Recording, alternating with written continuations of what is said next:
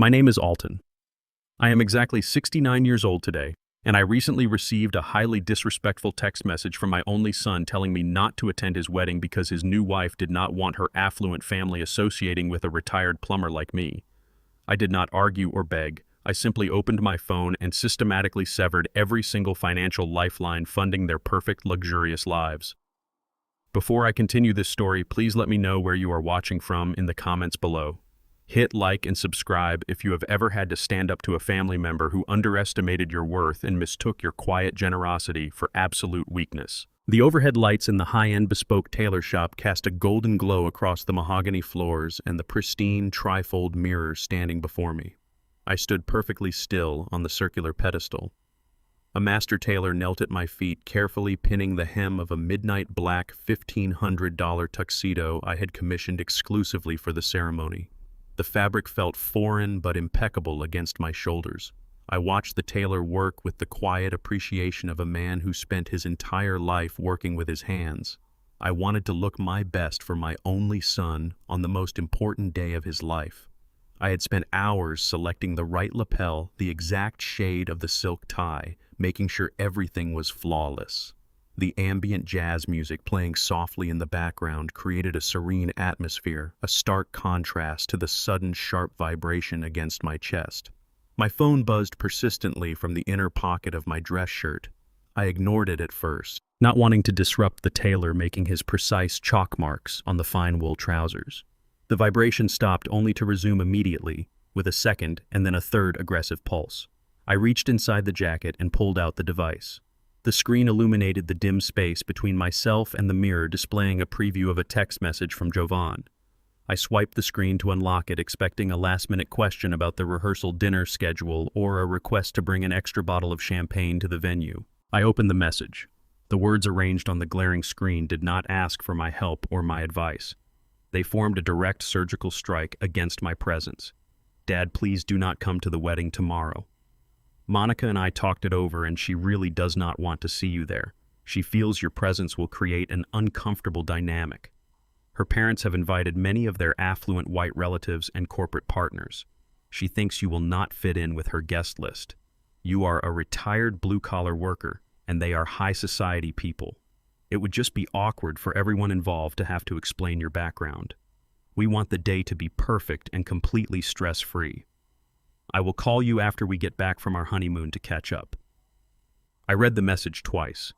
I read it a third time to ensure my aging eyes had not betrayed me. There was no apology hidden between the lines. There was no softening of the blow. My son, the boy I had raised alone after my wife passed away, was explicitly uninviting me from his wedding 24 hours before he was scheduled to walk down the aisle. He was erasing me to appease a woman who viewed my existence as a social liability.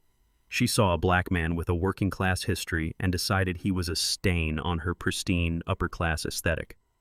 And my son, rather than defending the man who gave him his life, chose to act as her messenger. The sheer audacity of the text hung in the air, heavier than the wool of the tuxedo resting on my shoulders. I looked at the reflection of my face in the mirror. I did not drop the phone. I did not gasp or exhibit any outward sign of the betrayal tearing through my chest. The tailor remained kneeling, entirely unaware that the event this suit was meant for had just been violently snatched away from me. I did not react emotionally. I lowered the phone and stared at my hands resting by my sides in the mirror. They were thick, heavily calloused hands marked by dark scars and permanently embedded grease lines that no amount of scrubbing could ever wash away. Those hands had spent 40 years gripping heavy wrenches, repairing freezing industrial plumbing systems in the dead of winter, and hauling rusted pipes out of commercial basements. Every blister and every broken nail had a singular purpose. I worked those grueling hours to pay for Jovan's elite prep schools and his staggering Ivy League tuition. I sacrificed my own comfort so he could walk into corporate boardrooms wearing tailored suits and speaking with the polished confidence of a man who never had to worry about survival. I gave him the world, and he used the education I bought him to decide I was no longer worthy of standing beside him. The tailor stood up holding a tape measure and offered a polite smile. I looked at him and spoke with a terrifying calm. "Take the pins out. I am canceling the order." The tailor frowned in confusion, asking if there was a problem with the fit. "There is no problem with the fit," I replied smoothly. "The event has been canceled." I stepped off the pedestal, removed the jacket, and handed it back to the stunned man. I walked out of the store, leaving behind the expensive fabric and the illusion of a family celebration. I walked out into this brisk afternoon air and climbed into the cabin of my vintage truck. The worn leather seat offered a familiar quiet and silent comfort that physically grounded me in reality. I turned the heavy steel key in the ignition, listening closely to the engine roar to life, providing a steady rumble against the absolute chaos swirling inside my mind. I did not drive home right away. I pulled my phone back out and dialed the direct line to my private banking concierge. A polite, highly professional voice answered on the first ring. "I need to execute an immediate freeze on all my accounts," I commanded. "Close every single secondary credit line legally attached to my name. Terminate the joint discretionary accounts currently used by Jovan and Monica without exception. Block all outgoing transfers and swiftly cancel any pending transactions immediately." The concierge confirmed the drastic measures were locked in place. I ended the call, took one last deep breath to steady myself, and finally put the truck in gear. The grand, luxurious wedding was scheduled for tomorrow morning, but their infinite financial lifeline was now entirely and permanently dead. The morning sun crested over the city skyline, casting long, sharp shadows across my kitchen table. I sat in absolute silence, a steaming mug of black coffee in one hand, and my secure tablet resting in the other. It was exactly 9 o'clock. Miles away in the marble-clad grand lobby of a luxury hotel, my son and his bride were currently standing before the venue director. I did not need to be physically present to witness the exact moment their meticulously constructed reality shattered. The digital alerts on my screen painted a vivid, undeniable picture of their absolute ruin. The catering company required the final $45,000 payment clearing before unlocking the ballroom doors. I watched the green notification light blink on my tablet. It was the first ping. The premium black card, the one bearing Monica's name but tethered entirely to my decades of labor, had just been swiped through the merchant terminal. The notification flashed a brilliant red. Declined. Insufficient privileges. I took a slow, deliberate sip of my coffee, feeling the dark roast burn pleasantly down my throat. The credit machine at the hotel would have beeped a harsh, unforgiving tone. I pictured the venue director offering a polite but strained smile, asking for an alternative payment method. I pictured Monica adorned in her custom silk robe, bristling at the sheer indignity of a declined transaction in front of her affluent bridesmaids. The sleek tablet screen blinked a second time, followed rapidly by a third failure alert. She was trying the secondary platinum cards now. The tablet illuminated with rapid-fire alerts, each one striking a fatal blow to the arrogant display of wealth they had planned for today. Declined. Hard block. Contact primary account holder. I knew Monica's temperament perfectly well. She possessed a fragile vanity that required constant financial validation. She would have snatched the card back, her manicured fingers trembling, insisting the payment machine was simply faulty. She would try another piece of plastic from her expensive designer clutch, swiping it with forced, aggressive confidence. The terminal would simply flash red again, refusing to authorize even a single dollar. The venue director, a seasoned professional trained to handle wealthy temperaments, would drop the polite facade immediately. No payment meant no service. The massive floral arrangements of imported white orchids would not be moved into the hall. The champagne tower would remain unpoured. The entire catering staff would halt their preparations. Panic is a distinct, suffocating emotion, and I could feel its frantic echoes vibrating through the transaction logs. My son was now standing in that opulent lobby, entirely exposed.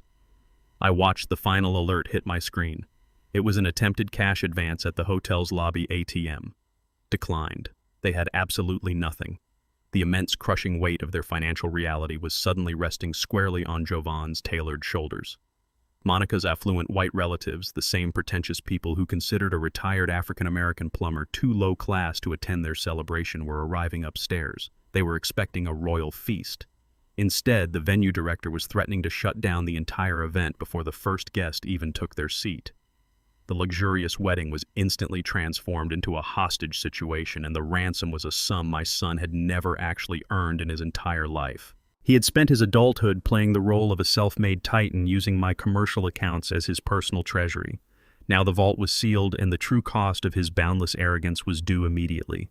At 9:15, a direct electronic notification arrived from my private banking concierge. A secondary user had violently demanded access to the primary estate line, screaming at the customer service agent for immediate VIP authorization. Jovan had stepped away from his furious bride, hiding in a quiet hotel alcove to scream into his cellular phone. The agent had followed my strict directives flawlessly. She coldly informed my son that the primary account holder had permanently revoked all privileges, leaving the secondary credit lines completely void. There was no system override available. There was no emergency credit extension granted today. I closed my eyes, listening to the quiet hum of my kitchen refrigerator. For 2 years, Jovan had proudly boasted on social media about his immense financial acumen. He paraded around the city, buying expensive dinners and renting luxury vehicles, fully convinced he was a natural-born entrepreneur of the highest caliber. He deliberately ignored the undeniable fact that his entire empire was subsidized by my corporate plumbing contracts, built from decades of crawling under freezing commercial buildings and negotiating fierce supply rates. He despised my blue-collar roots, yet he eagerly siphoned the massive wealth those dirty roots produced to fund his pristine high society masquerade. The brief phone call with the bank agent violently destroyed his delusion. He was not a wealthy corporate titan. He was a 35-year-old man who could not even afford the basic deposit for his own wedding without his father's calloused hands holding him up. The harsh reality of his absolute pathetic dependence crashed down upon him in that hotel hallway. He had eagerly traded my presence for Monica's approval, only to realize my sudden absence meant his immediate, inescapable financial ruin. Desperation forces a man to discard his pride entirely. Through my network identity alerts, I saw a sudden, massive inquiry hit Jovan's personal credit report. To save face and prevent the venue director from throwing his weeping bride onto the street, he sprinted to a high-end pawnbroker located 3 blocks away. He surrendered his luxury Rolex watch for a fraction of its market value and secured a predatory high-interest payday loan just to cover the catering deposit. The wedding proceeded, but the psychological damage was irreversible. The pristine celebration was poisoned by immense, suffocating financial stress.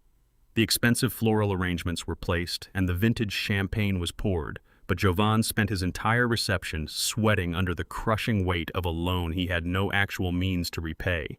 When the night finally ended, there was no romantic celebration in the grand bridal suite. Monica, deeply humiliated and terrified by the sudden financial collapse, turned her vicious fury entirely onto him. I did not need a recording to know her exact demands. She loudly blamed me for ruining her perfect day. She ordered Jovan to march directly to my house at dawn to fix the situation and put me in my place. I turned off my tablet, washed my coffee mug, and set it on the drying rack. I knew they survived the day, but they had merely delayed their execution. I went to sleep peacefully, fully prepared for the violent confrontation arriving at my doorstep tomorrow morning.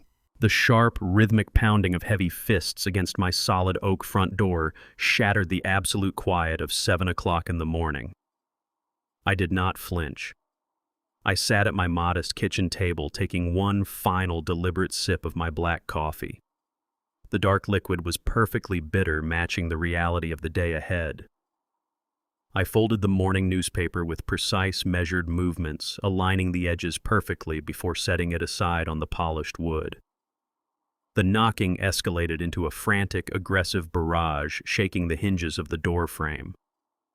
I stood up and walked down the short hallway.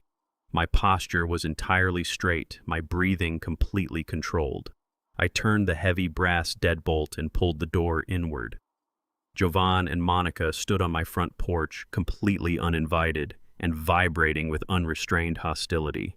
They wore matching beige linen travel outfits, garments clearly purchased for an expensive tropical climate. Monica held a designer leather tote bag gripped tightly in her manicured hands.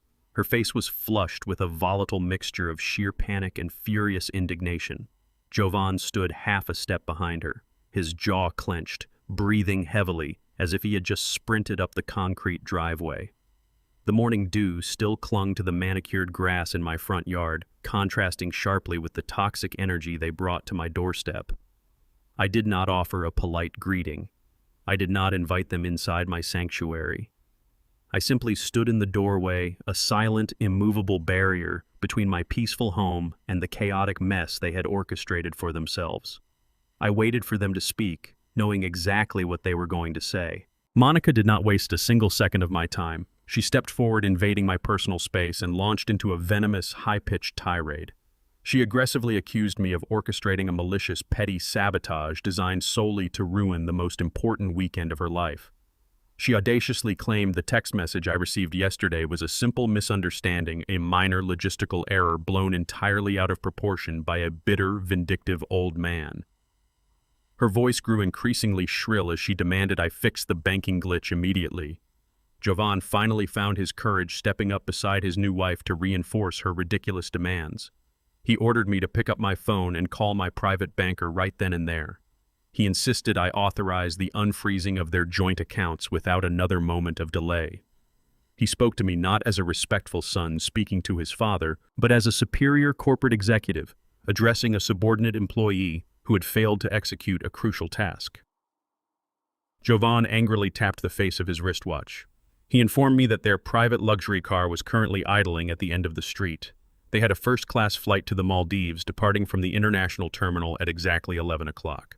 He stated that the airline check-in counter would close in less than 2 hours, and they needed immediate access to the premium funds to cover their international transfer fees and luxury resort deposits. Monica crossed her arms, tapping her expensive designer shoe against my wooden porch, demanding immediate compliance. They stood there, two fully grown adults throwing a synchronized tantrum because their limitless financial fountain had suddenly run completely dry.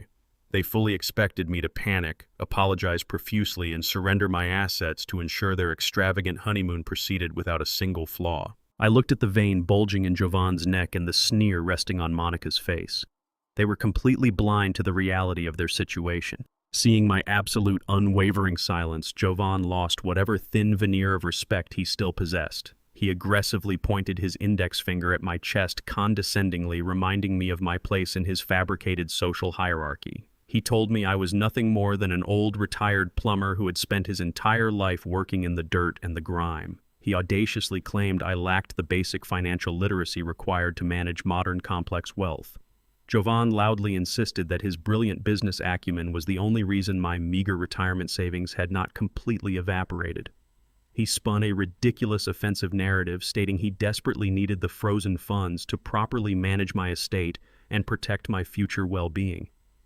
He truly believed his own fabricated lies. He thought his Ivy League vocabulary and tailored Italian suits made him vastly superior to the man whose calloused working hands had paid for every single luxury he currently enjoyed. I stood motionless on the porch, absorbing the sheer magnitude of his entitlement. This was the precise monster I had created through my own past leniency and quiet generosity. By silently providing for him, by constantly shielding him from the harsh realities of physical labor and financial consequence, I had cultivated a man who viewed my wealth as his absolute birthright. He felt no gratitude, only ownership over the fruits of my lifelong, backbreaking labor. I looked at my son and realized my financial shielding had severely crippled his character. He was demanding control over wealth he could never generate himself, insulting the very foundation of my existence while pathetically begging for my money. It was a tragic display of a man entirely devoid of genuine substance. I did not raise my voice or attempt to correct his profound delusion. I simply looked Jovan directly in the eyes and delivered the truth with cold, calculated precision. I informed him that there was no reason to call the bank, nor was there any need to rush to the international terminal. I told them their first-class tickets to the Maldives and their luxury overwater villa reservations had been permanently canceled at midnight. I calmly explained that since every single reservation was booked utilizing my primary credit line, I possessed the full legal authority to terminate the entire itinerary. I watched the color drain completely from Jovan's face as the absolute finality of my words registered in his mind. Monica gasped loudly, her mouth falling open in sheer horror as her tropical dream vanished. Before either of them could utter another sound, I stepped back inside my home and firmly shut the heavy oak door in their faces. The brass deadbolt clicked into place with a highly satisfying metallic thud. I walked back to my kitchen table and picked up my coffee. Through the front window, I observed the immediate explosive fallout. Monica was pacing frantically on my front lawn, waving her arms in pure hysteria. She pulled a mobile phone from her designer bag and aggressively punched in 3 numbers. I watched her point directly at my house, screaming into the receiver. She was dialing the police, officially accusing me of stealing her husband's non-existent assets. The legal war was just beginning. Less than 15 minutes after the heavy oak door clicked shut, The sharp wail of a police siren pierced the quiet morning air of my neighborhood. Two uniformed officers stepped out of a cruiser parked hastily at the edge of my driveway. I stood behind the sheer curtains of my living room window and watched the performance unfold. Monica immediately launched into a theatrical display of profound distress. She collapsed against the side of the police vehicle, burying her face in her manicured hands, sobbing with the practiced intensity of a seasoned actress. She loudly wailed that her elderly father-in-law had completely lost his grip on reality. Through the thin glass, I could hear her frantic, high-pitched voice claiming I was suffering from rapid-onset dementia and had violently locked myself inside the house. She spun a hysterical narrative, explicitly telling the officers that I was holding their legitimate financial assets hostage in a severe episode of age-related paranoia. She painted herself as the terrified, victimized daughter desperately trying to save her sick relative from his own mental decline. Jovan stood right beside her, placing a comforting arm around her trembling shoulders, playing the role of the exhausted, deeply concerned son. He nodded solemnly to the officers, verifying every single lie that poured from his wife's mouth. The taller police officer adjusted his heavy utility belt and walked up the concrete path toward my front porch, his right hand resting cautiously near his radio in absolute readiness to act against me. I opened the front door wide before the officer could even knock, standing tall and resolute in the doorway. The officer demanded an immediate explanation for the disturbance, stating they had received a frantic report of financial theft and a potential medical emergency happening right here on my property. I did not raise my voice or act defensive. I calmly and carefully invited the officers to speak with me on the porch, maintaining a posture of absolute authority and unbothered calm, completely ignoring Monica's theatrical cries for justice. Jovan seized the opportunity to aggressively push his way past the officers, clutching a thick manila folder against his chest. He pulled out a crisp, official-looking document and shoved it aggressively toward the senior officer. Jovan declared that it was a legally binding medical power of attorney. He confidently pointed to a signature at the bottom of the final page, loudly and proudly proclaiming it was my exact handwriting. He told the police that I had been suffering from severe cognitive failure for the past 6 months, and that he was legally authorized to manage my estate to prevent me from destroying my own life savings. He demanded the police escort him inside the house so he could retrieve my checkbooks and gain physical access to my secure banking terminal. He argued that the freezing of his credit cards was a clear symptom of my escalating mental breakdown and requested they mandate a forced psychiatric hold to evaluate my deteriorating condition. Monica stood at the base of the porch steps, dabbing her dry eyes with a tissue, nodding vigorously at every single word her husband fabricated. The officers looked at the document and then turned their stern gaze toward me, their hands still hovering cautiously near their belts. They informed me that if the legal document was indeed valid, they would be forced to comply with my son's directives. Jovan smiled, a vicious, triumphant smirk spreading across his face, as he believed his calculated legal trap had flawlessly succeeded in stripping away my absolute autonomy right here and now, permanently silencing me. I remained entirely composed under the intense scrutiny of the police officers. I did not attempt to snatch the fraudulent document from their hands or raise my voice in protest. I simply asked them to wait for a brief moment while I retrieved my own paperwork. I turned my back on my son, walking steadily down the hallway into my private study. I opened the locked steel safe beneath my desk. Years ago, my late wife Evelyn had warned me that Jovan's endless appetite for unearned luxury would eventually consume his morality. She had noticed him attempting to sneak complex financial transfer forms into stacks of routine plumbing invoices, hoping my tired eyes would simply sign them without reading the fine print. Following her quiet wisdom, I had spent years anticipating this exact betrayal. I reached into the safe and pulled out a blue protective folder. I walked back onto the porch and handed the folder directly to the senior officer. Inside was a flawless, highly detailed psychiatric evaluation signed by the state's top 3 medical department heads, dated exactly 1 week prior. The comprehensive report definitively certified my perfect cognitive health and absolute financial competency. Next, I handed the officer a certified forensic timestamp report provided by my attorney.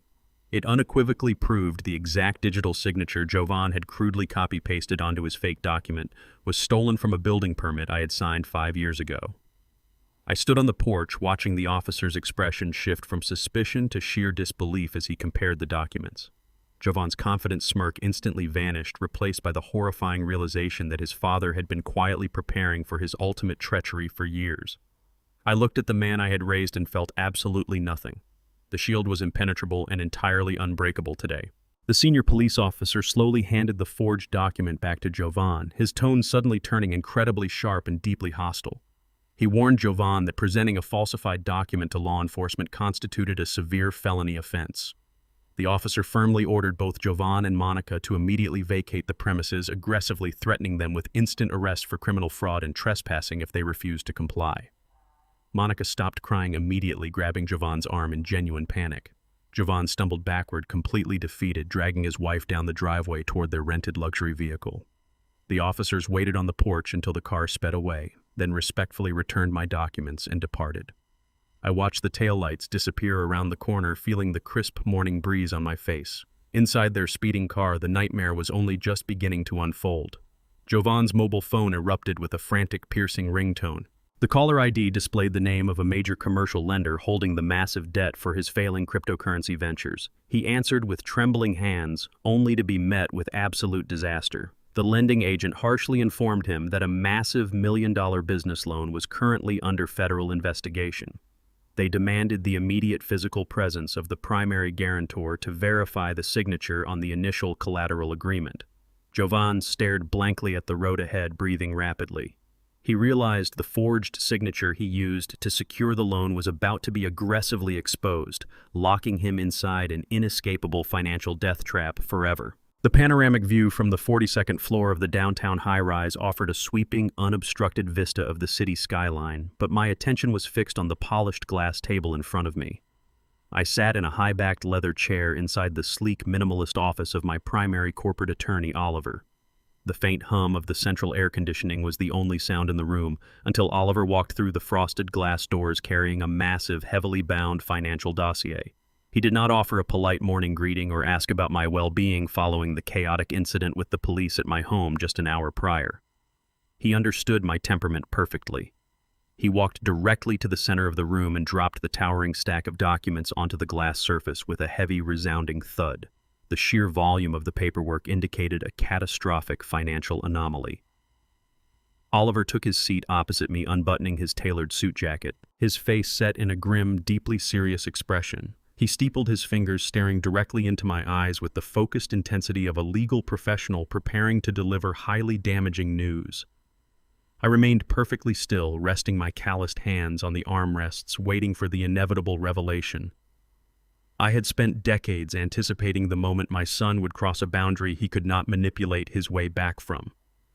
Oliver opened the thick black cover of the dossier and revealed a web of unauthorized transactions and illegal corporate filings.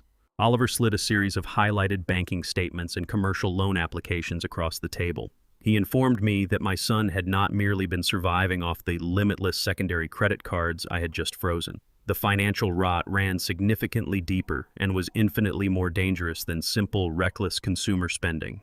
For the past 2 years, Jovan had been aggressively leveraging the corporate address and the immaculate financial standing of the Hayes Investment Group to secure massive, high-risk capital loans. He explained that Jovan always assumed my commercial real estate holding company was nothing more than a small, insignificant plumbing repair garage registered under a fancy corporate title. Driven by his insatiable greed and the intense pressure to maintain his wealthy facade for Monica's elite social circle, Jovan had used my company's pristine credit rating to create phantom collateral.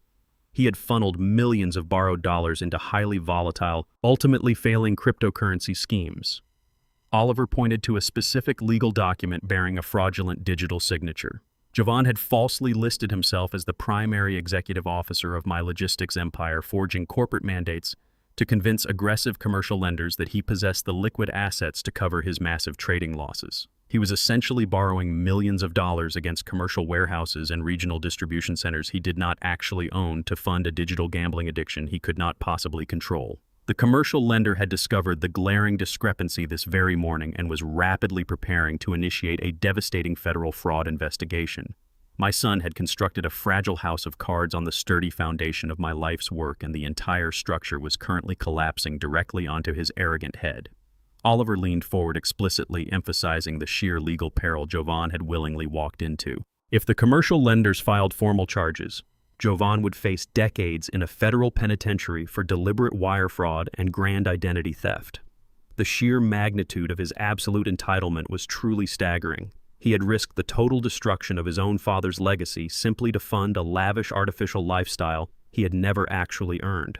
I looked at the forged executive mandates on the desk, my face remaining a mask of impenetrable stoicism. Oliver asked why I had never simply corrected Jovan's profound ignorance regarding the true scale of our family's actual wealth. I slowly leaned back in the heavy leather chair, letting the deep memories of my early life rise to the surface. I explained to Oliver that when my late beloved wife Evelyn and I first began acquiring commercial properties in the early 1980s, the real estate market was fiercely hostile to young African-American investors. We encountered brutal systemic resistance at every single bank and municipal zoning office we entered. To legally bypass the blatant racial prejudice of that era, Evelyn and I deliberately constructed a completely anonymous, heavily insulated corporate shell structure. We operated exclusively through proxy attorneys and blind trusts, ensuring our racial identity could never be weaponized to devalue our massive commercial bids. Evelyn handled the complex corporate acquisitions with brilliant precision, while I continued to silently wear my stained plumbing uniforms, personally repairing the massive boiler systems inside the very commercial high-rises we secretly owned outright. It was a flawless, highly profitable deception. We intentionally raised Jovan inside a modest working-class home to instill in him the essential core values of hard work and absolute humility. I kept the empire entirely hidden, intending to hand him the keys only when he demonstrated the maturity required to manage such immense power. Instead, my quiet protection had bred a staggering arrogance. He looked down on the very blue-collar uniform that had secretly funded his entire privileged existence. He viewed his father as a simpleton, completely oblivious to the undeniable fact that the old plumber he despised was actually the invisible landlord of the city's most lucrative downtown industrial districts. I instructed Oliver to immediately initiate the corporate damage control protocols to protect our legitimate business assets from the federal fraud investigation targeting my son.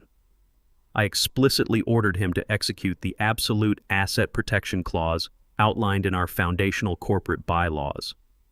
He looked at me, fully understanding the severe, irreversible gravity of my unyielding command. I commanded the immediate legally enforced eviction of Jovan and Monica from their sprawling, custom-designed luxury penthouse. Jovan did not actually own that expensive property, despite his endless, arrogant boasting to his affluent friends and his new bride's pretentious family. The multi-million-dollar penthouse was completely owned by one of my numerous anonymous shell corporations, and Jovan was legally listed as a simple month-to-month tenant. With his secondary corporate accounts frozen and his funding entirely destroyed, he could no longer afford the exorbitant maintenance fees required to occupy my building. Oliver carefully gathered the scattered financial documents from the glass table, sliding them back into the thick leather dossier. He solemnly warned me that initiating a forceful physical eviction would inevitably alert Monica's highly connected, exceptionally powerful society family. They would perceive the sudden eviction as a direct, aggressive insult against their cherished daughter and would certainly launch a ruthless, coordinated retaliation to destroy me. I stood up from the comfortable leather chair and buttoned my denim jacket. I offered my trusted attorney a cold, entirely devoid smile. I sincerely welcomed the inevitable escalation, fully prepared to completely and utterly dismantle their fabricated aristocratic superiority. The sprawling glass-walled penthouse high above the city offered a breathtaking panoramic view of the skyline, but the heavy atmosphere inside was entirely suffocating.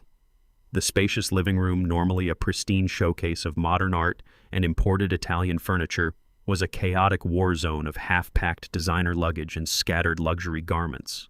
Jovan and Monica stood on opposite sides of a massive marble kitchen island, exchanging vicious accusations. The ruined Maldives honeymoon hung between them like a physical entity.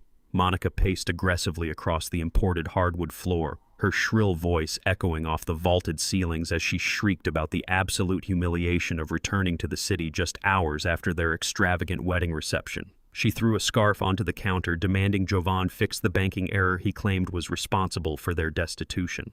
Jovan ran his hands frantically through his hair, his suit jacket discarded on a nearby chair. He desperately tried to pacify his furious bride with empty promises, claiming his accounting team was sorting out a temporary liquidity freeze. His voice was shrill, completely stripped of its usual arrogant confidence. He was lying, and the sheer exertion of maintaining that lie was causing a visible tremor in his hands. Before Monica could launch another volley of insults, a metallic click echoed through the foyer. The heavy oak front door swung open without warning. The building manager, a stern man with an entirely unyielding expression, stepped into the penthouse. He was flanked by 4 massive private security contractors dressed in matching black tactical uniforms. Jovan froze entirely, his mouth hanging wide open in absolute sheer disbelief. Monica immediately pivoted her fury toward the intruders. She marched fiercely toward the entryway, her chin raised high, operating under the absolute delusion of ultimate authority. She demanded to know why building staff were trespassing inside her private multi-million-dollar residence. She threatened to have the manager fired, blacklisted, and utterly ruined by sunset. The building manager did not flinch or offer a single syllable of an apology. He reached inside his tailored jacket and produced a thick, legally binding document bearing a brilliant red corporate seal. He extended his hand, pressing the paper firmly against Jovan's chest. The manager announced that he was executing an immediate, irrevocable notice to vacate the premises. Monica let out a sharp, mocking laugh. She loudly informed the manager that her husband owned the entire top floor and that evicting them was a physical and legal impossibility. She crossed her arms, demanding the security personnel escort the manager out before she called the municipal authorities. The manager turned his cold gaze directly toward Monica. He informed her that Jovan did not own a single square inch of the penthouse. He stated clearly that Jovan was nothing more than a subsidized month-to-month tenant. The actual property owner was the Hayes Investment Group, a corporate entity that had just formally terminated the lease agreement effective immediately. The absolute undeniable finality of the manager's words struck Monica with the brutal force of a physical blow. She turned slowly toward Jovan, searching his pale, sweating face for a confident denial. Jovan simply stared down at the legal document in his hands, his silence providing a devastating confirmation of his absolute fraud. The manager signaled the security team. They stepped forward in unison, their massive frames filling the space. The lead contractor instructed Jovan and Monica to gather their personal belongings immediately. He coldly warned them that they had exactly 20 minutes to vacate the property voluntarily before his men physically removed them by force and discarded their precious possessions directly onto the busy downtown pavement. Monica stood perfectly paralyzed as the security contractors efficiently zip-tied her designer luggage and moved it toward the service elevator. Her entire socialite identity, constructed entirely upon the bedrock of Jovan's fabricated wealth, was actively shattering before her very eyes. For 2 years, Jovan had proudly paraded her through the city's most exclusive circles. He had spun a masterful, captivating narrative of being a self-made tech entrepreneur who conquered the market through sheer brilliance. He had hosted lavish dinner parties in this very penthouse, casually dismissing his father as an irrelevant retired laborer who simply lacked the vision to understand modern finance. Monica had completely swallowed the deception. She had weaponized Jovan's supposed wealth to elevate her own status, maliciously mocking anyone who fell below her artificial financial standards. Now walking down the plush carpeted hallway surrounded by intimidating security guards, the humiliating truth washed over her completely. The luxury cars, the exotic vacations, the tailored suits, and this sprawling penthouse were all completely funded by the invisible, calloused hands of the black plumber she had so arrogantly banned from her wedding. She realized Jovan was not a brilliant titan of industry. He was a pathetic, empty parasite feeding off the very man he despised. The security team marched them into the steel-walled service elevator, treating them no differently than common trespassers. The descent to the ground floor felt like an absolute eternity. Every passing second stripped away another layer of Monica's intense vanity. She looked at the man standing beside her, realizing she had legally tied herself to an absolute fraud who possessed absolutely nothing of his own. The service elevator doors chimed and slid open, depositing them directly into the bustling, marble-floored main lobby. Several affluent residence people Monica had eagerly socialized with just days prior stopped and stared openly at the spectacular disgrace. They watched the security contractors dump Jovan and Monica's expensive designer suitcases onto the polished granite near the sliding glass exit doors. The sheer unadulterated humiliation of being publicly evicted effectively snapped Monica out of her silent shock. She turned toward Jovan, her face contorted with a vicious, uncontrollable rage. Without a single word of warning, she raised her hand and delivered a brutal, resounding slap directly across Jovan's face. The sharp crack echoed through the cavernous lobby, drawing audible gasps from the wealthy onlookers. Jovan staggered backward, clutching his reddened cheek, completely incapable of defending himself against her public assault. Monica did not shed a single tear of sympathy for him. Her ruthless survival instincts violently overrode her sacred marital vows. She stepped away from her husband, treating him like discarded refuse on the street. She pulled her mobile phone from her pocket, her manicured fingers flying frantically across the digital keypad. Seeking immediate salvation from her newly impoverished, utterly unacceptable reality, she dialed her wealthy, aristocratic parents. She spoke frantically into the receiver, begging them to intervene immediately. She demanded they deploy their massive corporate lawyers and their extensive political connections to utterly destroy Alton. She wanted absolute vengeance against the retired plumber who had exposed her perfect life as a magnificent hollow lie. The heavy tires of a silver Bentley crushed the autumn leaves scattered across the curb as the massive vehicle parked illegally in front of my modest suburban home. I watched through the front window as the uniformed driver hurried to open the rear passenger doors. Monica's parents stepped out onto the cracked concrete sidewalk, looking around my quiet working-class neighborhood with an expression of profound disgust. They wore tailored cashmere coats and carried themselves with the rigid posture of people who firmly believed their wealth elevated them above the laws of common decency. Less than a minute later, they stood inside my living room without waiting for a formal invitation. Monica's mother immediately wrinkled her nose, inspecting my meticulously maintained vintage furniture as if it were contaminated waste. She did not bother to remove her leather gloves or offer a polite greeting. Monica's father, a tall man with a severe face and silver hair, stood squarely in the center of my hand-woven rug. He surveyed the room with undisguised aristocratic contempt, clearly expecting me to cower in the presence of his perceived superiority. They had come to rescue their daughter from the humiliating reality I had forced upon her just a few hours prior. They fully intended to wield their generational wealth as a blunt weapon to intimidate a retired plumber into total submission. I remained seated in my leather armchair, entirely unbothered by their theatrical display of dominance. I simply waited for the inevitable insult to drop. Monica's father reached into the breast pocket of his expensive suit and withdrew a crisp, embossed checkbook. He unscrewed a gold fountain pen, hastily scribbled a figure across the paper, and tore it from the binding with an aggressive flick of his wrist. He tossed the check onto my wooden coffee table. It landed face up, displaying an amount of exactly $50,000. He crossed his arms over his chest and delivered his ultimatum in a cold, commanding tone. He demanded I take the money, immediately drop all pending legal actions against Jovan, and permanently vanish from his daughter's life. He stated that the sum was far more than a manual laborer like me could ever hope to save in a decade of fixing broken pipes. He aggressively accused me of executing a malicious, vindictive scheme to trap his innocent daughter in poverty simply because I was jealous of their upper-class pedigree. He proudly declared that his family lineage commanded respect, and that they would not allow a bitter, uneducated old man to humiliate them in the eyes of their high society peers. He instructed me to cash the check by noon, formally sign over the penthouse deed to Monica, and completely disappear.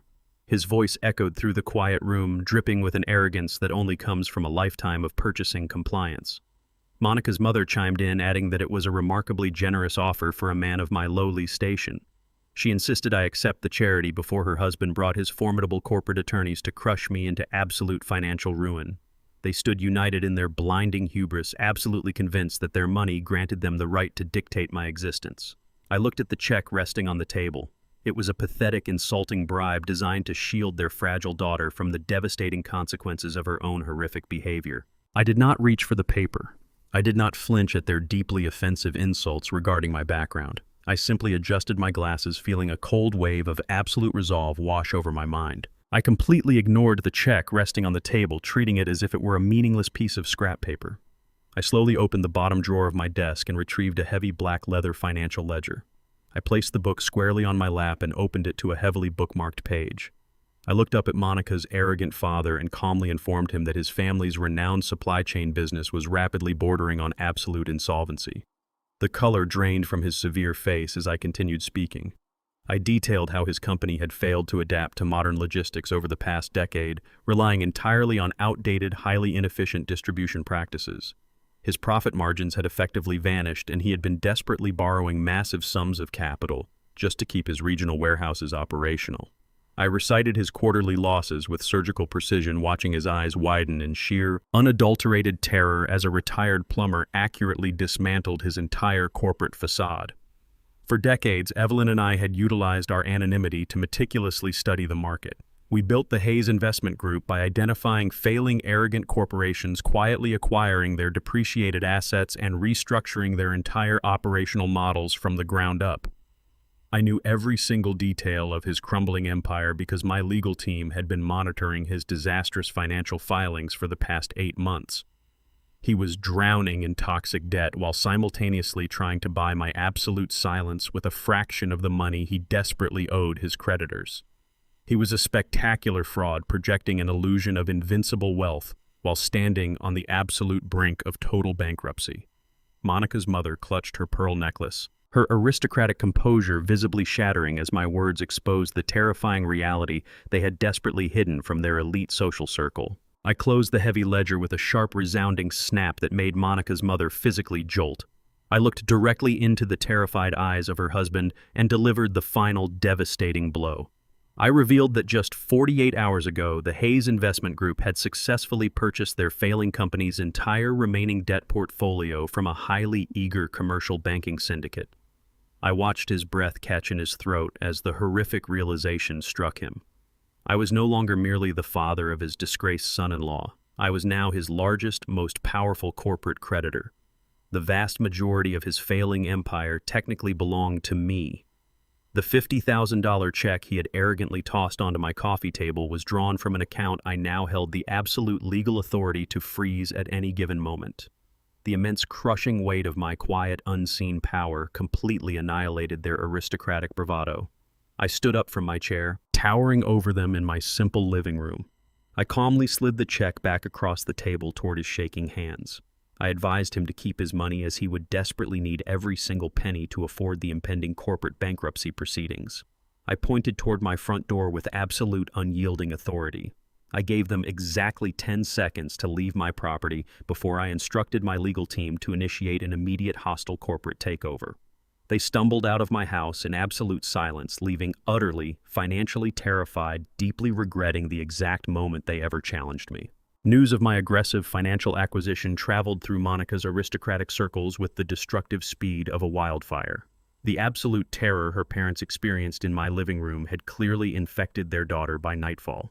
Her carefully curated facade of untouchable high society vanity evaporated instantly, entirely replaced by the cold, ruthless survival instincts of a cornered animal. She did not call me to hurl insults or demand apologies. She called to arrange a highly discreet, immediate meeting on neutral ground. I chose a quiet, dimly lit diner on the industrial edge of the city, a place where the scent of stale coffee and fried food clung to the faded vinyl booths. It was an environment entirely foreign to her expensive tastes, deliberately selected to keep her deeply uncomfortable. She arrived exactly on time, slipping through the heavy glass door with frantic, jerky movements. She wore a dark, oversized trench coat and large sunglasses, a pathetic attempt to disguise her identity from non-existent paparazzi. She slid into the booth opposite me, refusing to remove her coat. Her hands trembled slightly as she clutched a sleek leather clutch against her chest. She looked around the empty diner with thinly veiled disgust before fixing her desperate, bloodshot eyes on me. The arrogant socialite who had demanded my eviction and mocked my working-class roots was completely gone. In her place sat a terrified, highly calculating opportunist who had finally realized the immense magnitude of the invisible empire she had foolishly attempted to steal. Monica wasted no time on false pleasantries or fake remorse. She unclasped her expensive leather bag and withdrew a small, silver digital voice recorder alongside a thick stack of printed text messages. She placed the items squarely on the chipped laminate table, sliding them cautiously across the surface until they rested inches from my coffee cup. Her voice was barely a whisper, yet it carried the sharp, jagged edge of pure betrayal. She explicitly offered to sell out her husband, trading his absolute ruin for her own financial salvation. She pointed a trembling finger at the printed documents, frantically explaining that every single page contained irrefutable time-stamped proof of Jovan's malicious intent. She claimed the texts proved beyond a shadow of a doubt that the cruel decision to ban me from the wedding reception was never her idea. According to her frantic narrative, Jovan had orchestrated the entire public humiliation to ensure I would not mingle with her wealthy relatives and potentially expose his fabricated tech entrepreneur persona. Furthermore, she insisted the digital recorder held hours of crystal-clear audio featuring Jovan meticulously planning the theft of my banking details. She explicitly detailed how Jovan had manipulated her into playing the role of the hysterical victim on my front porch when they attempted to execute the fraudulent medical power of attorney. She spoke with rapid, breathless urgency, desperately painting herself as an innocent, manipulated pawn who had been entirely blinded by a sociopathic con artist. She stated that Jovan had forced her to participate in his aggressive financial takeover under the direct threat of abandoning her. She wanted me to believe she was a tragic victim of circumstance, completely absolving herself of the vicious, condescending cruelty she had personally inflicted upon me. She laid her husband's entire criminal conspiracy bare on the diner table, offering me the exact legal weapons required to send my only son to a federal penitentiary for decades. She betrayed the man she had sworn to love with terrifying, unhesitating efficiency. The price for this devastating arsenal of evidence was predictably exorbitant. Monica leaned across the table, the desperation in her eyes hardening into a transactional stare. She demanded total immediate debt forgiveness for her parents' failing supply chain business. She explicitly requested I utilize my controlling interest in the Hayes Investment Group to permanently wipe away the millions of dollars her family owed my corporate portfolio. She attempted to leverage my own son's freedom against the survival of her aristocratic lineage. I sat back against the faded vinyl seat, taking a slow sip of my black coffee, while letting her demands hang in the stale diner air. I listened intently as she continued her tearful, pathetic attempts to completely shift the blame onto Jovan. She spoke of her deep, abiding love for her parents and her absolute refusal to let them suffer the crushing indignity of public bankruptcy because of Jovan's reckless gambling. I watched the fake tears stream down her face, recognizing the exact same manipulative tactics Jovan had utilized for years to drain my savings. Evelyn and I had encountered countless opportunists like Monica while quietly building our real estate empire. We had dealt with ruthless corporate sharks who would gladly smile in your face while actively plotting your total destruction behind closed doors. Monica was no different. She was a vicious, highly adaptable parasite attempting to detach herself from a dying host to latch onto a stronger one. She possessed absolutely no genuine loyalty to Jovan, to her marriage vows, or to any shred of human decency. She was entirely as treacherous, greedy, and morally bankrupt as the son I had raised. Her fabricated tears held absolutely no power over me. I did not offer her a shred of comfort or a single guarantee. I reached across the table and picked up the digital voice recorder and the thick stack of printed text messages, sliding them methodically into the inner pocket of my coat. I looked Monica directly in the eyes and coldly informed her that I would carefully review the evidence she had provided. I explicitly promised absolutely nothing regarding her parents' catastrophic financial debt or her own miserable future. I stood up from the booth, leaving a $5 bill on the table to cover my coffee, and walked toward the exit without uttering another word. Monica remained seated, staring at the empty space across from her, her face a rigid mask of terrified uncertainty. She had surrendered her only leverage without securing a single legally binding promise in return. She gathered her heavy trench coat and hurried out of the diner, entirely focused on her own desperate survival. She pushed through the glass doors and disappeared into the cold, dark street. In her frantic rush to escape the oppressive atmosphere of the cheap diner, she completely failed to look back. She failed to notice the man sitting in the shadowy, high-backed booth located directly behind where she had just been sitting.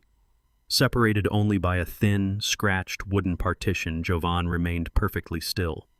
He sat alone in the darkness, a half-empty glass of water resting in front of him. His hands gripped the edge of the table with such crushing force that his knuckles had turned entirely white. He had listened in agonizing, absolute silence as his new wife eagerly traded his physical freedom and remaining dignity for her parents' money. The agonizing realization of Monica's ultimate betrayal burned through Jovan's veins like liquid fire.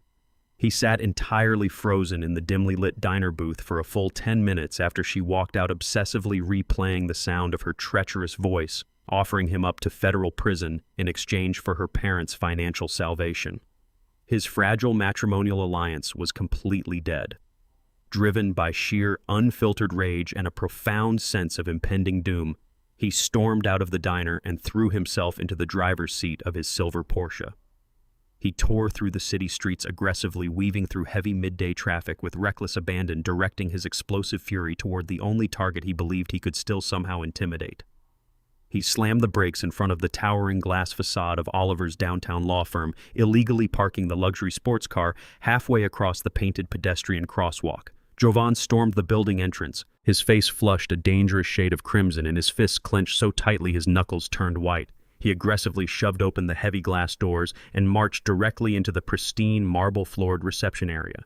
He slammed his palms down violently against the receptionist's polished mahogany desk, terrifying the young woman seated behind it. He loudly demanded an immediate audience with Oliver, shouting that he knew exactly what his father and the attorney were maliciously plotting behind closed doors. He viciously threatened to unleash a torrent of legal and physical destruction upon the firm if Oliver did not come out and face him instantly. The manicured professional silence of the high-end legal office shattered completely under his unhinged, desperate screaming. The terrified receptionist frantically dialed building security, while Jovan continued his aggressive high-decibel tirade, hurling wild, incoherent accusations about corporate espionage and stolen inheritances. In his blind fury, he completely failed to notice the sudden commotion materializing on the busy street directly behind him. Two massive, heavy-duty tow trucks abruptly swerved into the commercial loading zone, effectively blocking the entire thoroughfare and trapping his vehicle. Their flashing amber lights cast a rhythmic, highly urgent glow through the floor-to-ceiling windows of the law firm. Three burly recovery agents wearing utility vests and heavy boots stepped down from the idling trucks. They did not hesitate for a single second. They marched purposefully through the glass doors, completely ignoring Jovan's ongoing screaming match with the trembling receptionist. The lead agent, a towering man carrying an electronic clipboard, stepped directly into Jovan's personal space. He sharply demanded the key fob to the silver Porsche illegally parked outside. Jovan pivoted sharply, his rage momentarily short-circuiting into profound confusion.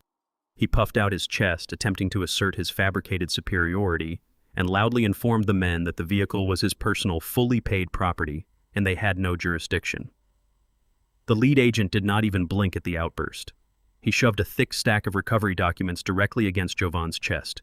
He coldly announced that the vehicle was more than 90 days delinquent on its exorbitant lease payments. The financing company had aggressively tracked the car's GPS unit to this exact location and had issued an immediate non-negotiable repossession order.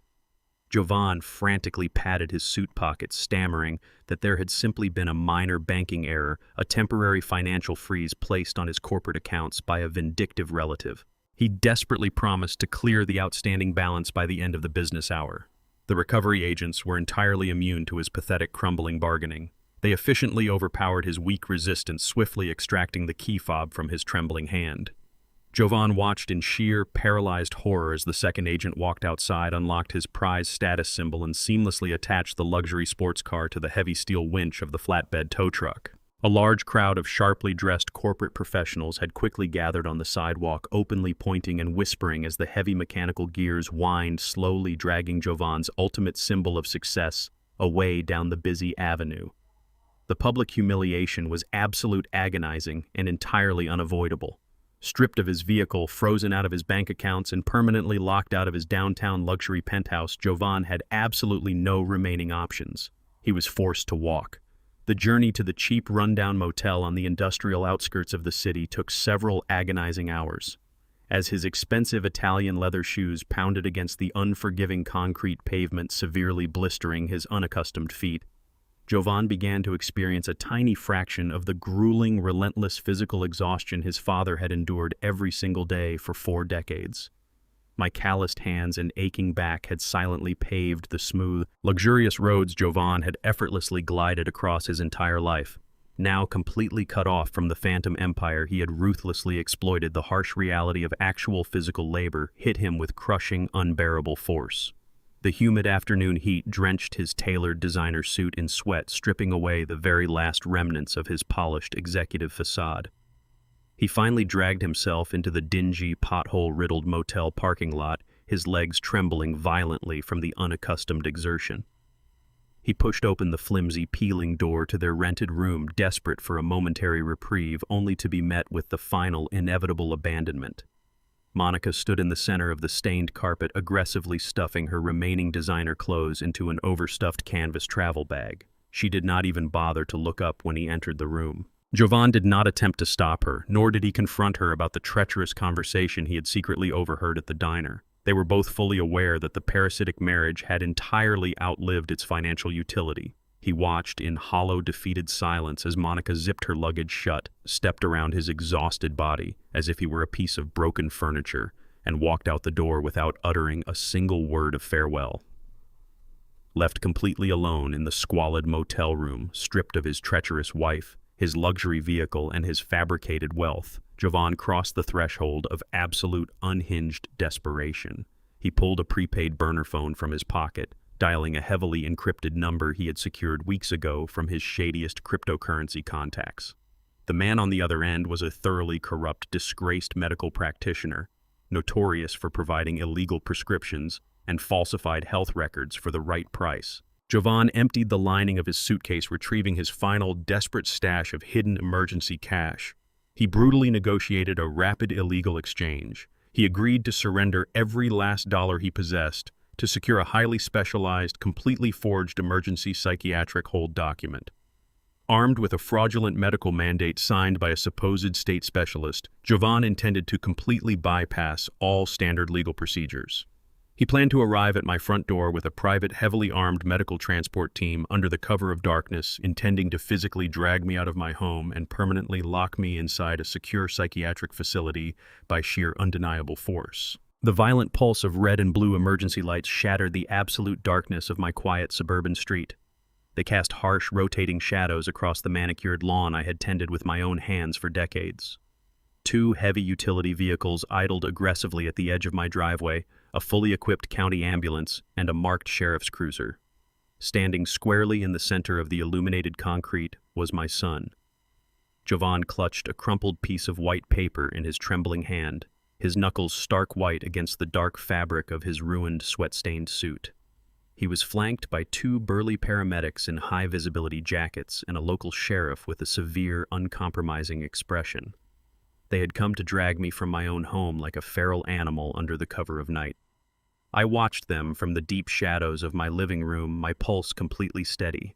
I had known he would resort to this absolute extreme. Desperation breeds predictability. Jovan gestured wildly toward my front door, pushing the fraudulent medical document into the sheriff's chest. It was the emergency psychiatric hold he had purchased with the absolute last remnants of his stolen cash. He was attempting to weaponize the medical and legal systems to physically erase me from the board, believing that locking me inside a secured facility would somehow grant him immediate access to the corporate empire he had just lost. I straightened my collar, unbolted the heavy brass lock, and stepped out onto the porch. The heavy oak door groaned as I pulled it open, instantly drawing the attention of the small tactical team assembled on my lawn. Jovan immediately launched into his rehearsed performance, his voice trembling with a fabricated, sickly grief. He pointed a shaking finger at me, loudly declaring to the sheriff that I was entirely unhinged, suffering from severe late-stage delusions, and actively presenting a lethal danger to myself and the surrounding community. He cried out that I had been speaking to people who were not there and randomly destroying my own property. He begged the medical personnel to restrain me quickly before I could cause irreversible harm. He played the role of the exhausted, heartbroken son with sickening perfection, hoping to completely override any standard procedural questions. The sheriff placed a hand on his utility belt, nodding grimly to the two paramedics. The medical technicians stepped forward, unspooling heavy canvas restraints from their belts, their faces locked in clinical detachment. They had been given a legally binding mandate signed by a recognized state physician. To them, I was not a retired homeowner. I was a volatile, non-compliant patient who needed immediate forceful extraction. I did not retreat into the house. I did not raise my voice in protest, nor did I demand to see their paperwork. I knew exactly what Jovan held in his hand, and I knew exactly how fraudulent it was. Fighting them would only validate his malicious narrative. Instead, I walked deliberately down the wooden porch steps and stepped directly into the harsh glare of the emergency lights. I stopped 3 feet away from the advancing paramedics and calmly extended both of my bare wrists toward them. I offered zero resistance, completely deflating the physical tension they expected to encounter. The sheer terrifying tranquility of my compliance caused the men to hesitate, exchanging uncertain glances. Jovan's eyes widened in sheer panic, completely thrown off balance by my absolute refusal to play the role of the hysterical madman he had so carefully orchestrated. Before the paramedics could secure the canvas straps around my wrists, the aggressive screech of burning rubber tore through the neighborhood. A sleek black sedan violently hopped the curb, tearing deep tracks into the grass before slamming to a halt inches from the sheriff's cruiser. The driver's door flew open and Oliver stepped out into the chaotic scene. He did not look like a man arriving for a late-night negotiation. He looked like an executioner. He marched directly past Jovan and shoved a thick, gold-sealed document forcefully into the sheriff's chest. Oliver loudly announced that he was holding an emergency injunction issued directly by a state Supreme Court judge just 30 minutes prior, completely invalidating the psychiatric warrant. The sheriff stepped back hastily, shining his heavy flashlight over the intricate judicial signatures. Jovan began to shout, insisting the injunction was a fake, but his voice cracked, betraying his mounting terror. Oliver ignored him completely. He reached into his leather briefcase and pulled out a heavy manila envelope, tossing it with utter disdain onto my porch steps. The envelope split open upon impact, spilling a cascade of banking transfer receipts and encrypted digital communication logs across the wood. Oliver calmly informed the sheriff that these documents represented undeniable time-stamped proof that Jovan had electronically transferred exactly $25,000 to a disgraced unlicensed physician just hours ago. When Evelyn and I first built our corporate shielding, we learned that corrupt officials always leave a digital footprint no matter how carefully they try to erase it. I had instructed my legal team to monitor every single remaining asset attached to Jovan's name. The moment he moved his last desperate stash of cash to buy his fake medical warrant, we trapped him entirely in his own crime. The paramedics immediately stepped back rapidly, stowing their canvas restraints and putting a massive physical distance between themselves and my son. They recognized instantly that they had been maliciously weaponized in a severe criminal conspiracy. The sheriff did not utter a single word as he meticulously reviewed the banking transfers scattered across the porch. The absolute silence was suddenly broken by the sharp metallic crackle of the radio clipped to the officer's shoulder. The dispatcher's voice echoed loudly into the cool night air, broadcasting an urgent priority update.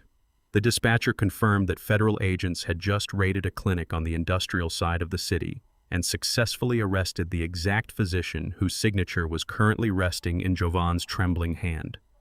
The doctor had already surrendered his client list to secure a reduced sentence. The sheriff slowly raised his head, his hand moving deliberately away from his radio and resting squarely on his handcuffs. He glared at my son with pure, unadulterated disgust. Jovan stood completely paralyzed in the flashing red and blue lights. The arrogant executive facade was entirely gone, replaced by the hollow, vacant stare of a man who finally understood the absolute magnitude of his actions. He had attempted to steal an invisible empire using a fake medical document, and in doing so, he had meticulously manufactured his own airtight federal fraud and conspiracy case. The trap had violently snapped shut, and he had locked himself inside it.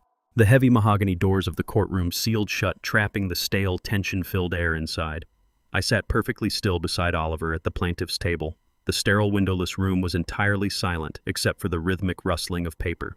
The presiding judge, a stern woman with a reputation for absolute intolerance of elder abuse, meticulously reviewed the massive stack of legal filings Oliver had placed before her. The lawsuit I had officially brought against my only son detailed a staggering array of criminal offenses. The charges included systemic financial fraud, massive corporate forgery, and the deeply malicious attempted deprivation of liberty. Jovan sat hunched at the defense table across the aisle. His expensive tailored suit hung loosely on his shrinking frame, and the arrogant, entitled posture he had carried his entire life was completely gone. He looked small, terrified, and entirely cornered by the undeniable reality of his own catastrophic choices. The judge pushed her silver spectacles up the bridge of her nose, her sharp gaze darting between the irrefutable forensic evidence of the forged medical mandates and the highly detailed records of his fraudulent cryptocurrency collateral. She looked at Jovan not with the leniency typically afforded to white-collar offenders, but with the profound disgust reserved for the most treacherous class of criminals. The absolute gravity of the federal and state charges hovered over the courtroom, threatening to lock Jovan inside a concrete cell for the next 20 years. Jovan's defense attorney immediately launched into a desperate, highly calculated strategy of absolute deflection. Knowing the forensic evidence was entirely bulletproof, the lawyer chose to sacrifice Monica to save his client. He paced aggressively in front of the judge, painting my son not as a calculating corporate criminal, but as a tragically misguided, profoundly weak man who had been ruthlessly manipulated by a pathologically greedy wife. The defense attorney claimed Monica's insatiable appetite for elite social status and her relentless emotional abuse had severely impaired Jovan's judgment. He argued that the crushing pressure to maintain the illusion of infinite wealth for his new bride had driven Jovan into a state of sheer financial panic, ultimately forcing him to forge the corporate documents and execute the fake psychiatric hold out of pure desperation. Jovan then took the witness stand to perform his designated role in this pathetic theatrical display. He gripped the edges of the wooden podium and began to weep violently. He directed his tear-filled, bloodshot eyes toward the judge, actively attempting to extract any remaining shred of human sympathy. He swore under oath that he never truly intended to harm me physically. He sobbed loudly, claiming the unyielding pressure from his wife's aristocratic family had completely warped his sense of morality. He begged the court for lenience, portraying himself as a victim of toxic marital manipulation who had merely made a series of regrettable mistakes while trying to save his failing marriage. He looked across the aisle at me, tears streaming down his face, silently pleading for his father to intervene and stop the impending judicial execution. I looked back at him with a face carved from stone. I knew exactly who he was, and his fabricated remorse was nothing more than the terrified reaction of a predator caught firmly in a steel trap. Oliver did not bother to raise a single formal objection or argue against the defense attorney's ridiculous narrative. He simply stood up, walked calmly to the center of the courtroom, and requested permission to submit a verified digital audio file into the official record. The judge nodded. Oliver tapped a button on his tablet, and the crisp, undeniable sound of my son's voice filled the silent courtroom. The recording captured Jovan and Monica viciously plotting the medical fraud inside their luxury penthouse. Jovan's voice echoed clearly, utterly devoid of any pressure or manipulation. He proudly referred to me as a stupid old pipe fitter who was too utterly uneducated to understand complex corporate structures.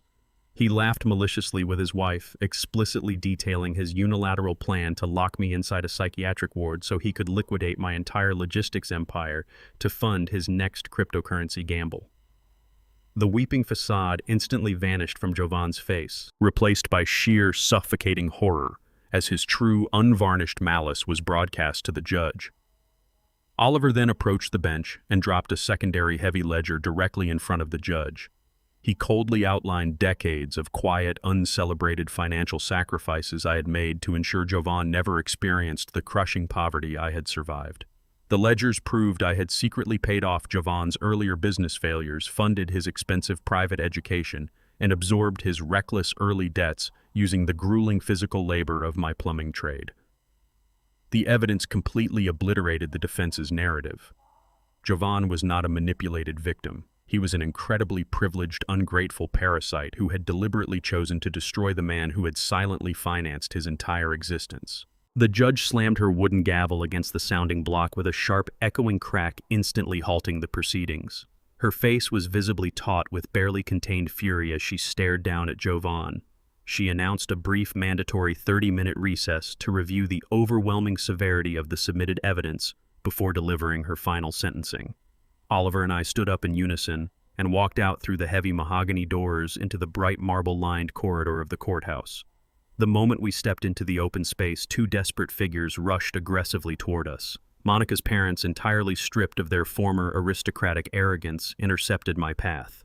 The older man, who had previously thrown a $50,000 bribe in my face, literally dropped to his knees on the hard stone floor. His wife clutched my jacket sleeve, sobbing hysterically. They begged for immediate corporate mercy. pleading with me to release their family business from the massive debt portfolio the Hayes Investment Group had aggressively acquired. They promised to exile their daughter and surrender anything I demanded if I would simply spare them from total catastrophic bankruptcy. I did not break my stride. I firmly detached the woman's hand from my arm, stepping smoothly around the weeping man on the floor. I walked directly past them without offering a single word, leaving them completely shattered in the echoing hallway as I prepared to witness the absolute final destruction of the parasites who had tried to consume my life. The heavy brass handle of the private consultation room violently twisted downward, and the thick oak door slammed against the interior wall. I stood by the frosted window, hands clasped behind my back, as Jovan forced his way past a startled court deputy. Oliver immediately stepped forward to intercept him, but I raised a single hand, signaling my attorney to allow the intrusion. The man who stumbled into the sterile, windowless room was entirely unrecognizable from the arrogant, untouchable executive who had mocked my working-class roots just months prior. Jovan's designer suit, previously a pristine armor of high society vanity, was deeply wrinkled and stained with nervous sweat. His silk tie hung loosely around his collar like a frayed noose. His meticulously styled hair was disheveled, and the dark, bruised bags under his eyes spoke of countless sleepless nights fueled by mounting terror. Stripped completely of his fabricated corporate bravado and the toxic support of his treacherous wife, he was nothing more than a hollow, terrified shell. He did not shout. He did not hurl threats or demand compliance. His legs simply gave out. Jovan collapsed heavily into a cheap plastic chair across the small conference table, gasping for air as if the ambient pressure in the courthouse was actively crushing his lungs. He stared at the scuffed linoleum floor, his shoulders heaving, desperately trying to formulate a survival strategy when every single one of his manipulative tactics had been systematically dismantled and destroyed. He lifted his head, and the raw panic in his eyes was blinding. He launched into a frantic, breathless plea for absolute reconciliation, desperately attempting to weaponize the sacred bond of family he had so casually discarded. He grabbed the edges of the table, his voice cracking as he reminded me of his childhood, specifically recalling the long Sunday afternoons we spent together building model airplanes on the front porch. He weaponized my late wife's memory, tearfully claiming that his mother would be entirely disgusted by this vicious legal battlefield, insisting she would have demanded we heal this rift behind closed doors. He cried out that the financial ruin I had already inflicted upon him and Monica's family was punishment enough, completely ignoring the fact that his ruin was merely the direct consequence of his own catastrophic greed. He leaned forward, tears streaking down his flushed cheeks, and begged me to formally withdraw the federal and state charges before the judge returned to the bench. He painted a vivid, horrifying picture of maximum security federal prison, detailing the brutal, unforgiving reality of a concrete cell and a life permanently stripped of freedom. He clutched his chest, demanding to know how a father could possibly condemn his own flesh and blood to such absolute darkness. He insisted that true paternal love required endless forgiveness, demanding I leverage my newfound corporate power to actively shield him from the Department of Justice.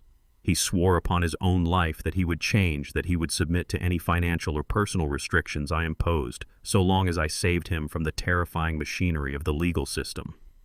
He was attempting to trigger my deeply ingrained parental instinct to protect him, actively exploiting the exact same vulnerability he had systematically utilized to drain my retirement savings for years.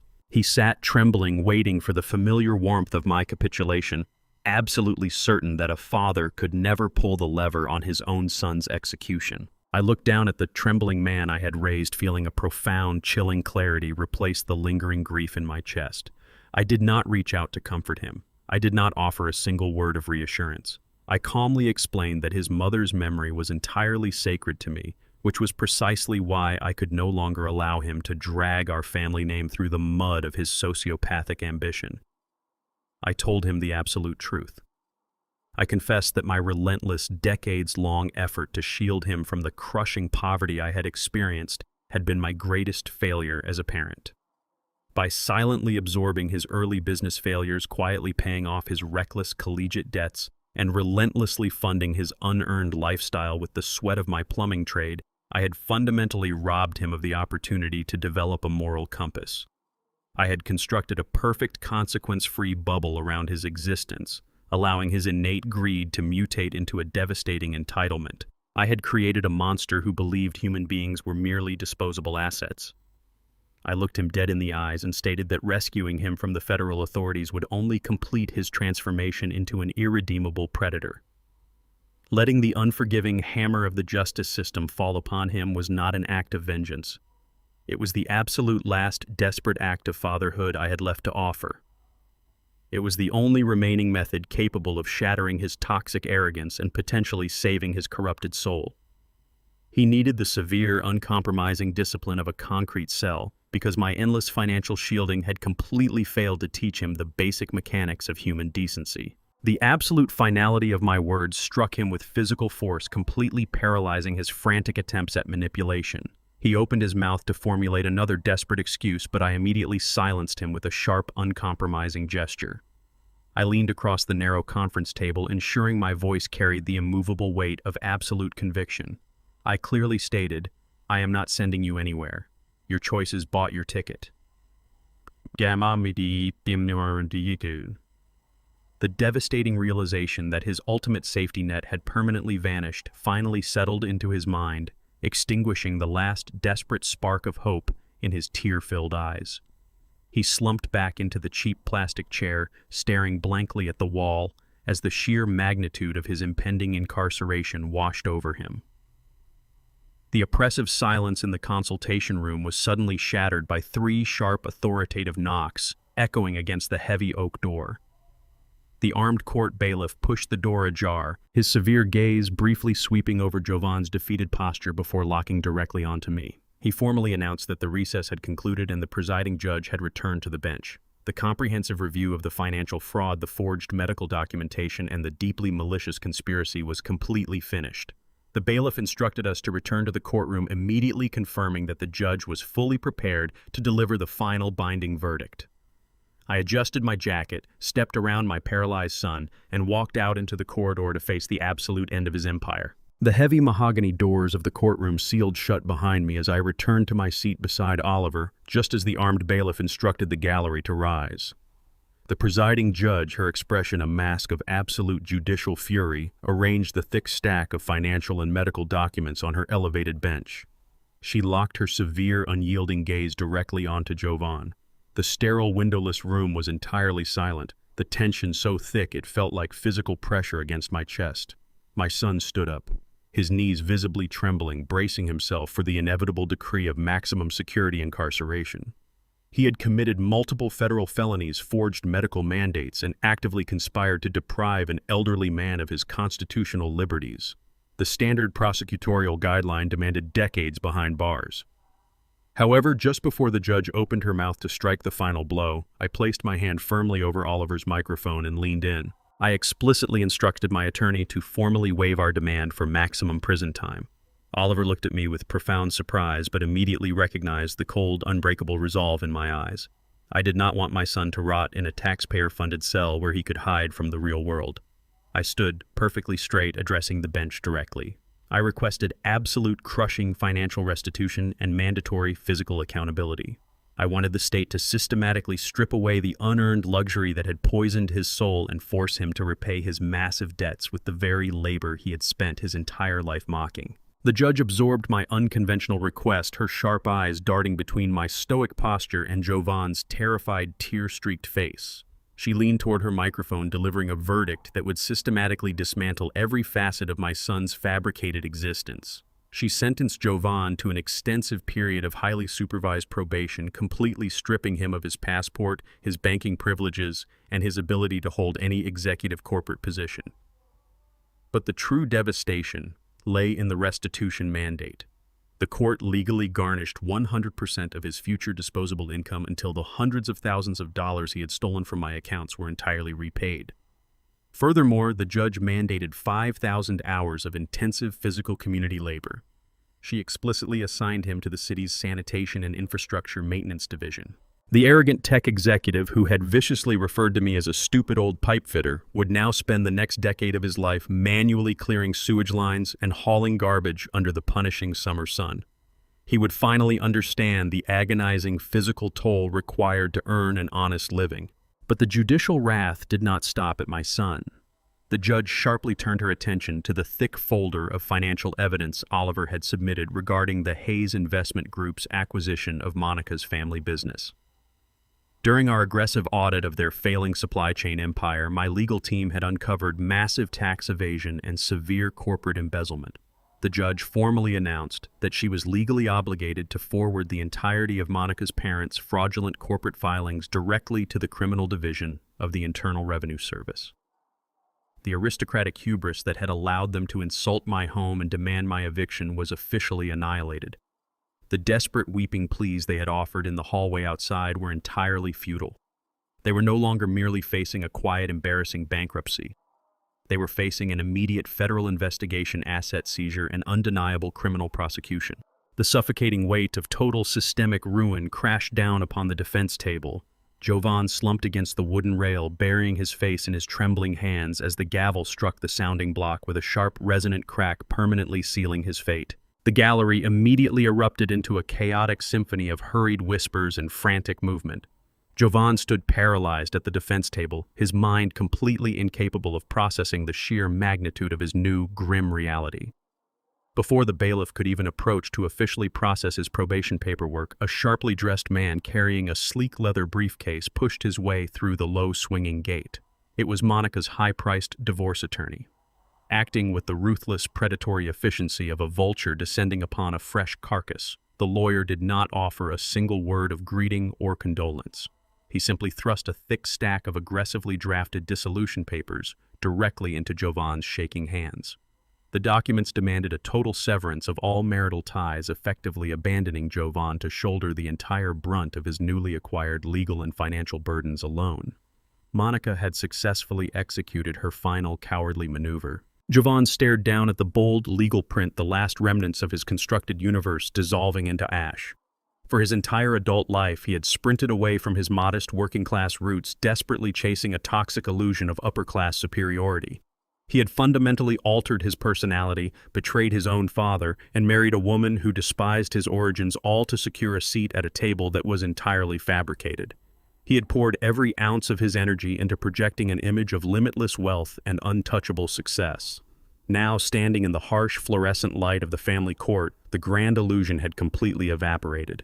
He possessed absolutely nothing. He had no marriage, no corporate title, no luxury vehicles, and absolutely zero access to the generational wealth he had so viciously attempted to steal. He was utterly, undeniably destitute, abandoned by the very elite society he had sacrificed his own soul to join. The heavy double doors of the courthouse swung outward, releasing us into the blinding glare of the late afternoon sun.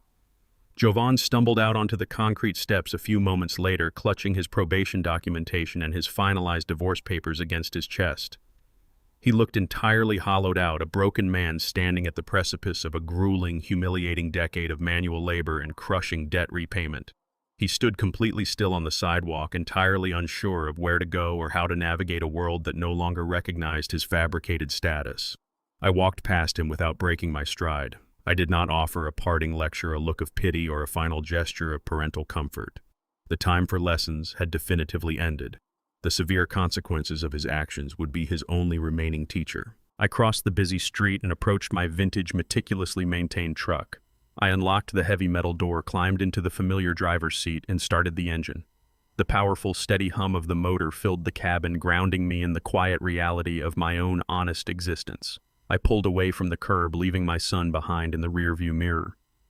The immediate, violent threat to my safety and my assets had been entirely neutralized. I had successfully protected the fortune Evelyn and I had spent a lifetime building.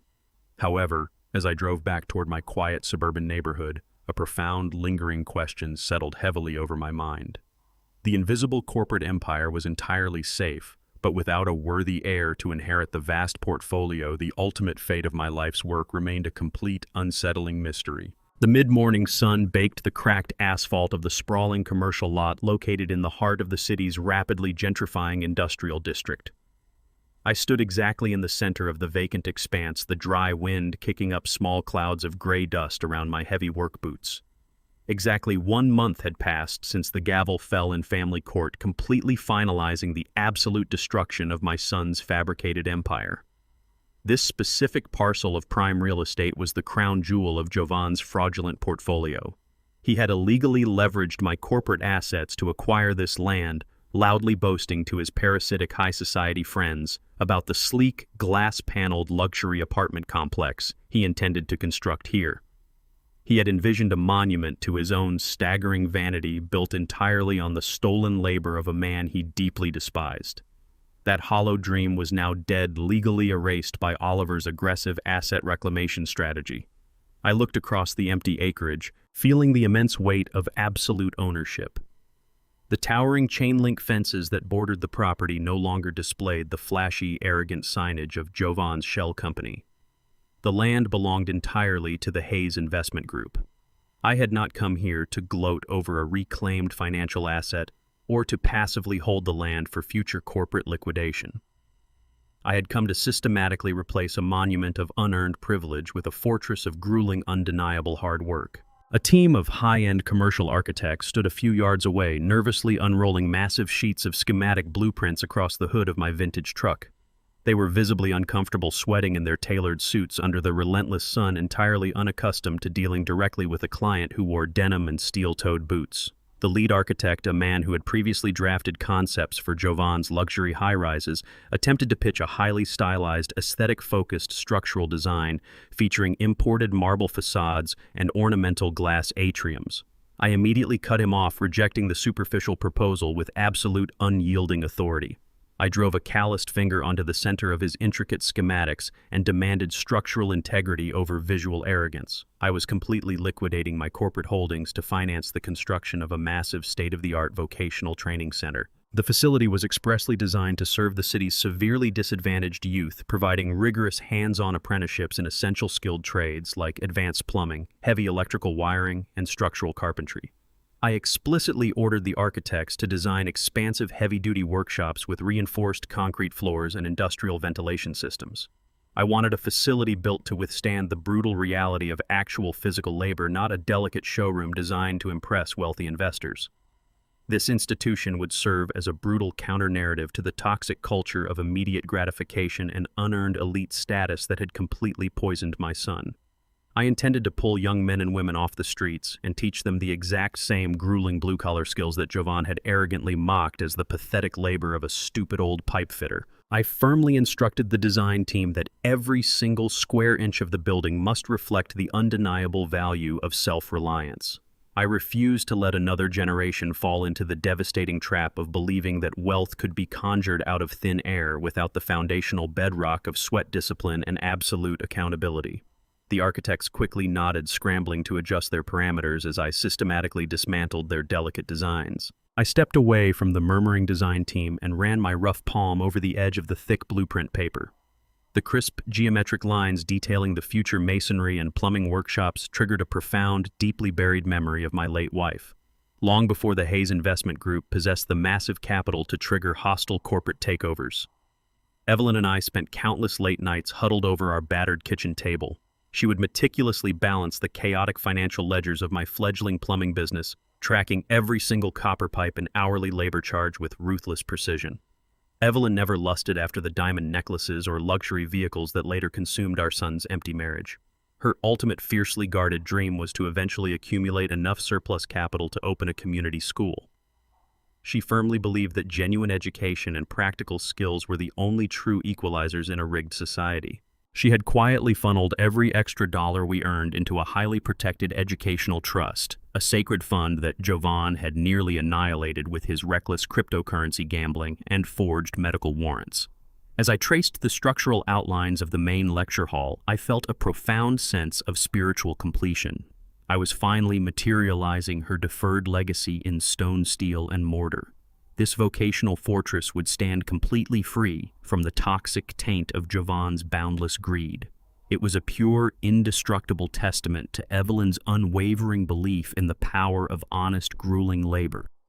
I had spent decades quietly building a financial shield to protect my family, only to watch it breed a monster. Now I was utilizing that exact same fortune to forge a genuine, productive future for strangers who actually possessed the hunger and humility to earn it. The aggressive crunch of gravel interrupted my thoughts as Oliver's sleek black sedan abruptly pulled through the chain-link gates of the construction site. My attorney stepped out into the sweltering heat, his usual composed demeanor replaced by a rigid, deeply serious expression. He walked directly toward me, bypassing the nervous architects, and produced a thick, heavily sealed envelope from the inner pocket of his suit jacket. Oliver stated that the document had been personally delivered to his law firm by a county probation officer just an hour prior. It was a formal handwritten letter from Jovan dispatched directly from the municipal sanitation depot where my son was currently fulfilling his 5,000 hours of mandatory, grueling physical labor. Oliver held the envelope out, his eyes carefully searching my face for any lingering trace of paternal vulnerability. I looked at the wrinkled paper, fully aware that it undoubtedly contained another pathetic, weeping plea for corporate mercy or a desperate apology manufactured entirely by his current physical suffering. I did not hesitate. I reached out and took the sealed envelope from Oliver's hand. I did not break the wax seal or tear the paper. I simply folded it in half with deliberate precision, slid it deep into the breast pocket of my heavy canvas jacket, and turned my back on the lawyer. I walked directly back to the drafting table, picking up my red marker to correct a structural flaw in the blueprint, entirely ignoring the ghosts of the past. The rhythmic drumming of heavy rain lashed against the thick glass of my living room window, blurring the suburban street lamps into streaks of pale, watery gold. I sat deeply settled within the familiar, comforting contours of my worn leather armchair. The room was dark, illuminated only by the small amber glow of a brass reading lamp resting on my side table. For several hours, the sealed envelope Oliver had delivered at the construction site had rested completely untouched on the armrest. I had ignored it entirely, intentionally, prioritizing the tangible reality of pouring concrete and welding steel over the lingering ghosts of my past. Now, wrapped in the quiet isolation of the storm, I finally reached for the wrinkled paper. It was stained with industrial dirt and black grease, a stark departure from the crisp, embossed stationery Jovan had previously utilized to demand my eviction. I picked up a cold steel letter opener from the side table. I slid the sharp metal edge under the flap and sliced it open with a single deliberate motion. I withdrew the folded pages, feeling the thin, cheap quality of the paper between my calloused fingers. The handwriting was erratic, deeply pressed into the page as if written under severe physical exhaustion. There was no formal salutation, no arrogant preamble, and absolutely no trace of the entitled corporate executive I had systematically dismantled in family court. There was only the raw, unfiltered voice of a man who had finally collided with the unforgiving pavement of reality. Jovan's chaotic handwriting sprawled across the cheap notebook paper, detailing a daily existence completely stripped of luxury and fabricated prestige. He wrote of his grueling new reality with a jarring, brutal honesty. Following his initial reassignment from the municipal sanitation depot, the probation board had mandated his employment at a massive, windowless fulfillment warehouse on the industrial outskirts of the city. He described the agonizing physical toll of his mandated night shifts. For 10 consecutive hours a day, he dragged heavy wooden pallets of consumer goods across unforgiving concrete floors, entirely subjected to the relentless, punishing pace of an automated quota system. His hands, once meticulously manicured and accustomed only to the leather steering wheels of luxury sports cars and signing fraudulent corporate documents, were now perpetually blistered, deeply calloused, and bleeding. He had been forced to move into a tiny, poorly ventilated studio apartment situated directly above a noisy 24-hour commercial laundromat. He wrote about the suffocating heat of his cramped living quarters, the smell of cheap bleach permeating his clothes, and the constant vibrating roar of the industrial washing machines directly below his thin floorboards. Every single dollar he earned was aggressively monitored and seized by the state. The court-ordered financial restitution garnished his meager warehouse wages so heavily that he was forced to meticulously count pennies just to afford basic groceries and public bus fare. He described standing in the harsh fluorescent lighting of a discount supermarket, calculating the exact cost of canned beans and instant rice, gripped by the terrifying realization that one mathematical miscalculation meant going completely hungry for the week. The pristine, untouchable world of high society galas, tailored cashmere suits, and silver Porsches had entirely evaporated. It was replaced by the crushing, relentless grind of basic, unglamorous survival. He admitted that the sheer physical exhaustion left him completely paralyzed on his cheap mattress by dawn, entirely stripped of the energy required to even feel sorry for himself. He was trapped in an absolute cycle of manual labor, massive debt, and extreme poverty. I read the pages carefully, instinctively waiting for the inevitable pivot. I fully expected the narrative of his profound suffering to seamlessly transition into a pathetic weeping plea for a financial bailout. I anticipated a desperate request for me to utilize my immense corporate leverage to secure him a lighter sentence, a comfortable desk job, or a quiet infusion of cash to ease his misery. I read the final paragraph and the request never materialized. Jovan did not ask for a single dollar. He did not beg for legal intervention or corporate mercy. Instead, the final page contained the very first, genuinely authentic apology my son had ever offered in his entire adult life. He explicitly acknowledged the profound, devastating arrogance of his past behavior. He wrote that his aching back and bleeding hands had finally forced him to understand the true staggering weight of the silent sacrifices I had made for him. He vividly recalled a specific memory from his childhood, a morning when he had watched me tightly tape my bruised, split fingers before heading out into a freezing snowstorm to fix a ruptured industrial pipe. He admitted that he had spent his entire life running from the perceived shame of my blue-collar trade, entirely blind to the undeniable fact that my grueling physical labor had built the very foundation of his privileged existence. He apologized for his monstrous greed, for viewing his own father as a disposable financial asset, and for allowing a toxic obsession with elite status to completely annihilate his moral compass. He stated that he fully deserved every ounce of his current misery. He ended the letter by explicitly thanking me for refusing to save him, acknowledging that my absolute refusal to intervene had finally shattered his delusions and forced him to face the mirror. I reached the bottom of the final page. I did not experience a sudden rush of overwhelming paternal affection, nor did I feel the urge to pick up the telephone and absolve him of his mandated punishment. I simply folded the thin, grease-stained papers back into their original creases. I stood up from my leather armchair, walked deliberately across the quiet living room, and opened the bottom drawer of my heavy oak desk. I placed the letter inside, pushed the drawer shut, and turned the brass key, firmly locking it away. My silence would hold absolutely firm. Jovan had finally taken the very first step toward genuine rehabilitation, but the journey of 1,000 miles required him to walk entirely alone. I walked into the kitchen to pour a glass of water, ready to finally put the chaotic chapter of my family's betrayal permanently behind me. The quiet peace of the stormy night was abruptly shattered by the aggressive, rapid vibration of my cell phone resting on the granite counter. I glanced at the illuminated screen, expecting a routine update from Oliver regarding the pouring of the concrete foundation at the construction site. Instead, my screen was completely flooded with dozens of urgent, high-priority notifications from various news aggregates and corporate alerts. A relentless investigative journalist from a major regional publication had aggressively dug through complex layers of corporate shell companies and municipal building permits. They had successfully unmasked the true identity of the anonymous philanthropist financing the massive multi-million-dollar vocational academy. The media had just broadcast my name, my immense net worth, and my absolute control of the Hayes Investment Group to the entire city. The harsh morning sunlight reflected off the satellite dishes of a dozen news vans idling aggressively along the perimeter of the construction site. Reporters clutching microphones swarmed the temporary chain-link gates, shouting questions over the roar of diesel generators and cement mixers. My identity as the anonymous benefactor funding the multi-million-dollar vocational academy was no longer a guarded corporate secret. It was the headline across every major metropolitan broadcast. I stood inside the temporary command trailer, watching the chaotic media circus through the reinforced plexiglass window. The site manager offered to summon local law enforcement to clear the perimeter, but I raised a hand to stop him. Hiding would only fuel their relentless speculation. However, I had absolutely no intention of stepping in front of flashing cameras to offer sound bites for the evening news. I instructed Oliver, who was pacing near the blueprints, to arrange a single, strictly audio-only telephone interview with the prominent investigative journalist who had initially unmasked me.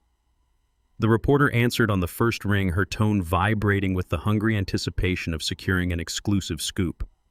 I made my parameters absolutely clear before she could formulate a single question.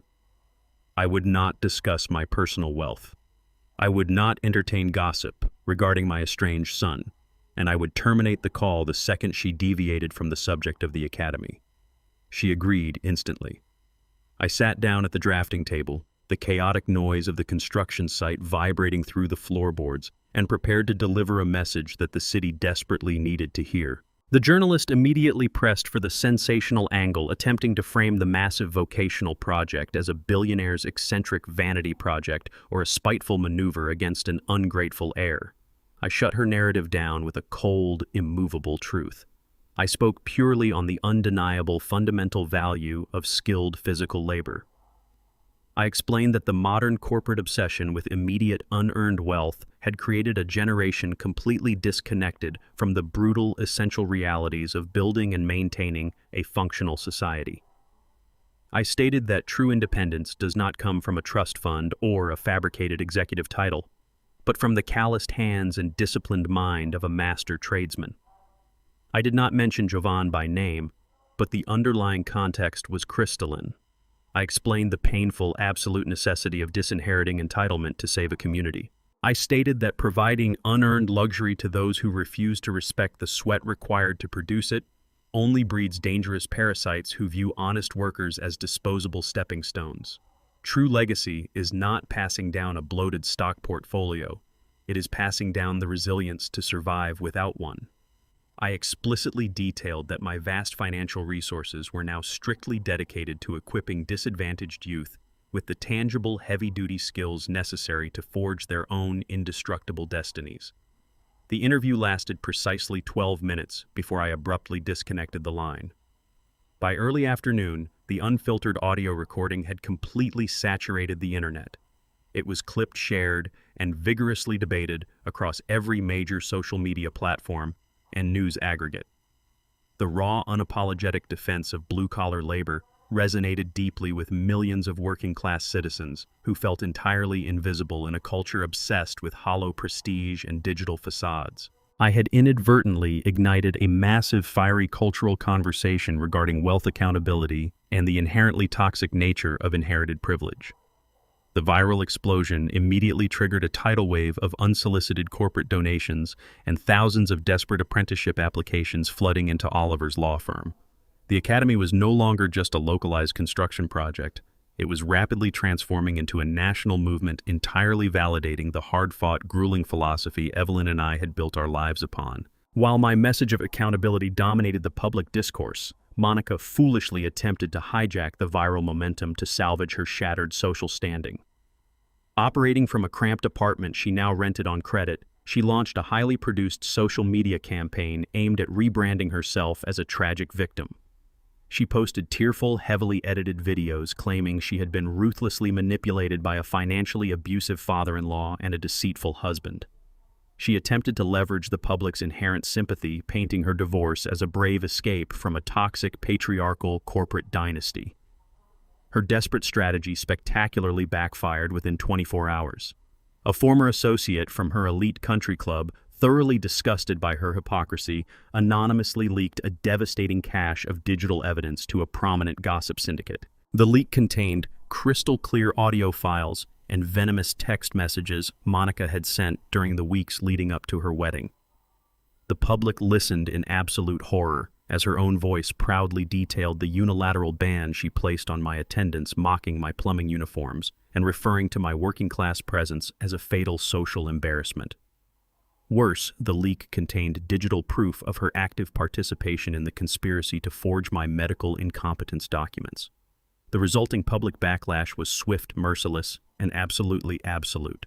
She was universally condemned, completely excommunicated from her remaining social circles, and entirely radioactive to any potential employer. Simultaneously, the federal tax evasion investigation triggered by the judge's ruling reached its inevitable crushing conclusion. The Internal Revenue Service officially seized her parents' remaining corporate assets. Stripped of their stolen wealth and facing impending federal indictments, her mother and father formally filed for Chapter 7 bankruptcy, their aristocratic lineage permanently reduced to a cautionary tale of catastrophic greed. Miles away from the media frenzy, Jovan sat alone on a cracked plastic chair inside the dingy, flickering break room of the industrial fulfillment warehouse. He wore a sweat-stained uniform, his blistered hands resting heavily on his knees. He stared silently at a small, static-filled television mounted in the corner of the room, watching a replay of my uncompromising interview. For the first time in his existence, he did not feel a surge of defensive rage or a desperate desire to manipulate the narrative. Hearing his father's voice publicly dismantle the very illusion of wealth he had sacrificed his soul to chase Jovan, finally comprehended the absolute magnitude of his failure. The philosophy of honest labor was no longer an abstract insult. It was the punishing, undeniable reality he now lived every single night. He finished his grueling 10-hour shift, boarded a crowded city bus, and rode back to his cramped, noisy studio apartment above the laundromat. He unlocked his flimsy door, collapsing onto his cheap mattress, fully prepared to sleep through the daylight and repeat the agonizing cycle. Just as his exhausted eyes closed, 3 sharp, aggressive knocks hammered against his apartment door. He dragged himself up and opened it to find 2 federal agents standing in the narrow, dimly lit hallway. They presented their metallic badges, formally identifying themselves as investigators for the Department of Justice's Financial Crimes Division. The immediate threat of his forged medical mandates had been neutralized by the state court, but the federal authorities had finally untangled the complex, highly illegal web of his fraudulent cryptocurrency collateral. The sterile hum of the fluorescent lights overhead buzzed like a trapped hornet inside the windowless federal interrogation room. Jovan sat rigidly on a cold steel chair, his blistered hands folded tightly on his lap. Across the scarred metal table sat 2 federal agents from the Department of Justice's Financial Crimes Division, their expressions completely devoid of sympathy. The lead agent, a severe man with sharp eyes, reached into his briefcase and withdrew a thick, heavily bound folder. He dropped it onto the table with a heavy thud and slid it directly across the metal surface until it rested inches from Jovan's chest. The documents contained a meticulous, undeniably devastating trail of digital breadcrumbs. The agents had successfully pierced the complex layers of encrypted wallets and offshore shell accounts Jovan had previously utilized to hide his massive cryptocurrency collateral. They explicitly detailed his extensive history of wire fraud, tax evasion, and the illegal leveraging of corporate assets he had attempted to conceal before his empire collapsed. The second agent systematically laid out glossy printouts of blockchain ledgers, cross-referencing them with the fraudulent medical mandates and unauthorized bank transfers Jovan had weaponized against his own father. There was absolutely no room for denial or corporate spin. The forensic accounting was entirely bulletproof, laying bare every desperate illegal maneuver he had executed to maintain his fabricated wealth. The crushing reality of the federal investigation settled heavily over Jovan, completely evaporating any lingering trace of his former executive arrogance. The lead agent leaned forward, his voice carrying the absolute, uncompromising authority of the federal government. He explicitly outlined the sheer severity of the charges facing my son. The combined weight of the financial felonies carried a mandatory minimum sentence of 15 years in a federal penitentiary. Jovan's breath hitched, the terrifying imagery of a concrete cell and a life permanently locked away flashing vividly in his mind. However, the agent offered a narrow, highly conditional alternative. Recognizing that Jovan had already been stripped of his corporate titles and was currently serving a grueling state probation sentence, the Department of Justice was willing to offer a strict settlement. To avoid immediate federal incarceration, Jovan was required to pay a massive, staggering lump sum in absolute financial restitution within 48 hours, covering the exact amount of back taxes and penalties accrued from his illicit cryptocurrency laundering. If he failed to produce the capital, the settlement offer would be permanently revoked, and he would be immediately remanded into federal custody. The agent stood up, instructing him that he had exactly 5 minutes to consider his options and secure the funds. They pointed to the landline on the wall, granting him a single monitored telephone call to secure legal counsel or financial assistance before stepping out into the hallway and locking the heavy steel door behind them.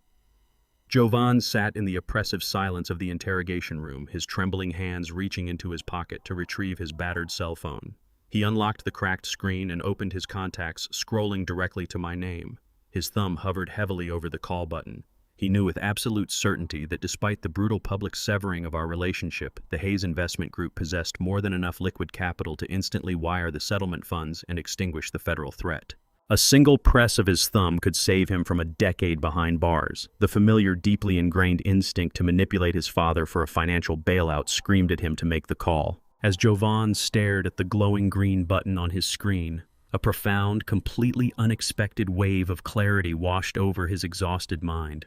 He remembered the unyielding sound of my voice during the televised interview he had watched in the dingy warehouse break room just hours prior.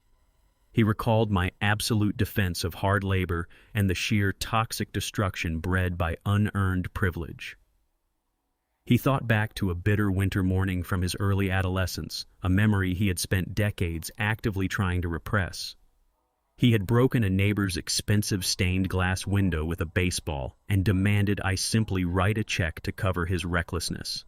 I had refused, instead forcing him to spend his entire winter break shoveling snow from driveways until he had manually earned the exact cost of the replacement glass.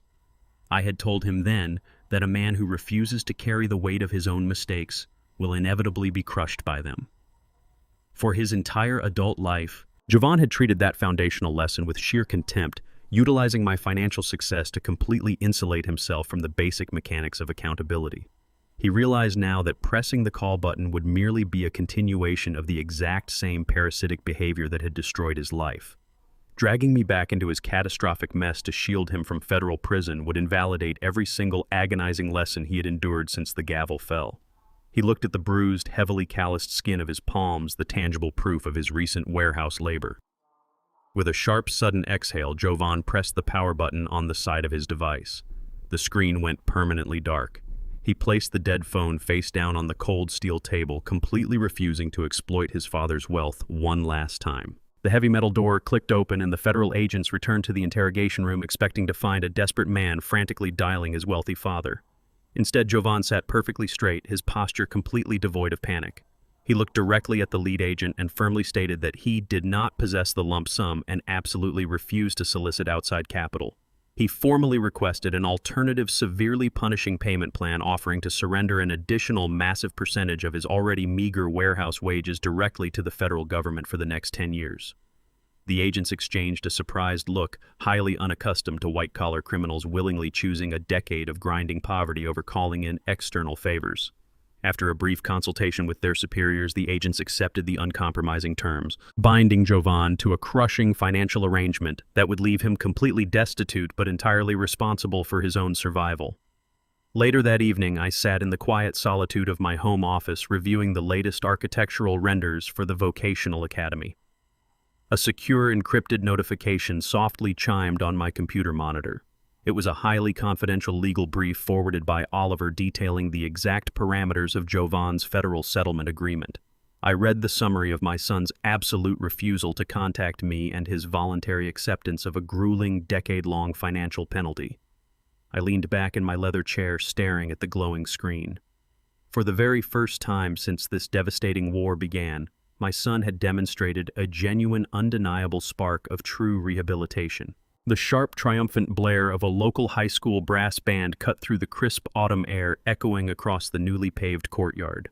Hundreds of community members, local tradesmen, and prospective students were packed tightly together, their faces lifted toward the massive steel and glass facade of the Evelyn Hayes Vocational Center. I stood at the center of the elevated wooden stage, gripping the edges of the mahogany podium. A thick red silk ribbon stretched across the main entrance behind me, waiting to be severed. The sheer energy of the crowd vibrated through the floorboards beneath my feet. This was not a gathering of elite socialites or parasitic corporate investors exchanging hollow pleasantries over champagne.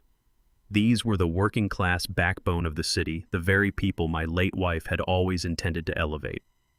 I looked out over the sea of faces, recognizing the raw, undeniable hunger for genuine opportunity in the eyes of the young apprentices standing in the front rows. The heavy industrial workshops flanking the main lecture hall were completely silent today, but by tomorrow morning they would roar to life with the sound of welding torches, heavy machinery, and the forging of new destinies. I adjusted the microphone, letting the final notes of the brass band fade into a reverent silence. I prepared to deliver the inaugural address, ready to officially open the doors to a fortress built entirely on the principles of sweat discipline and uncompromising accountability.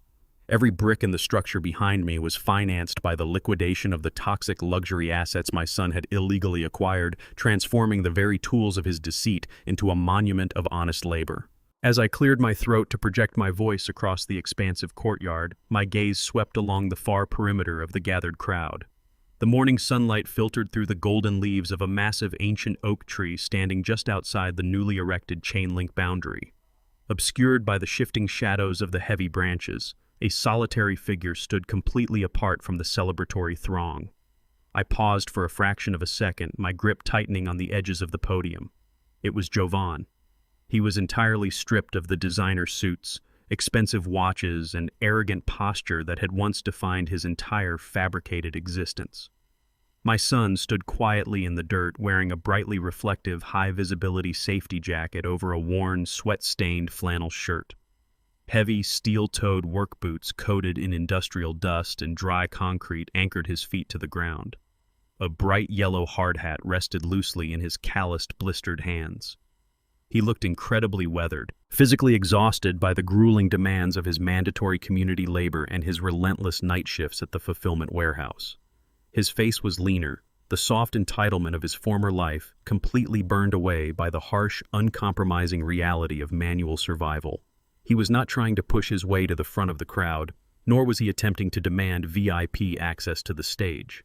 He was intentionally maintaining a profound, respectful distance, standing alongside the municipal sanitation crews and road workers who had briefly paused their morning shifts to witness the ceremony.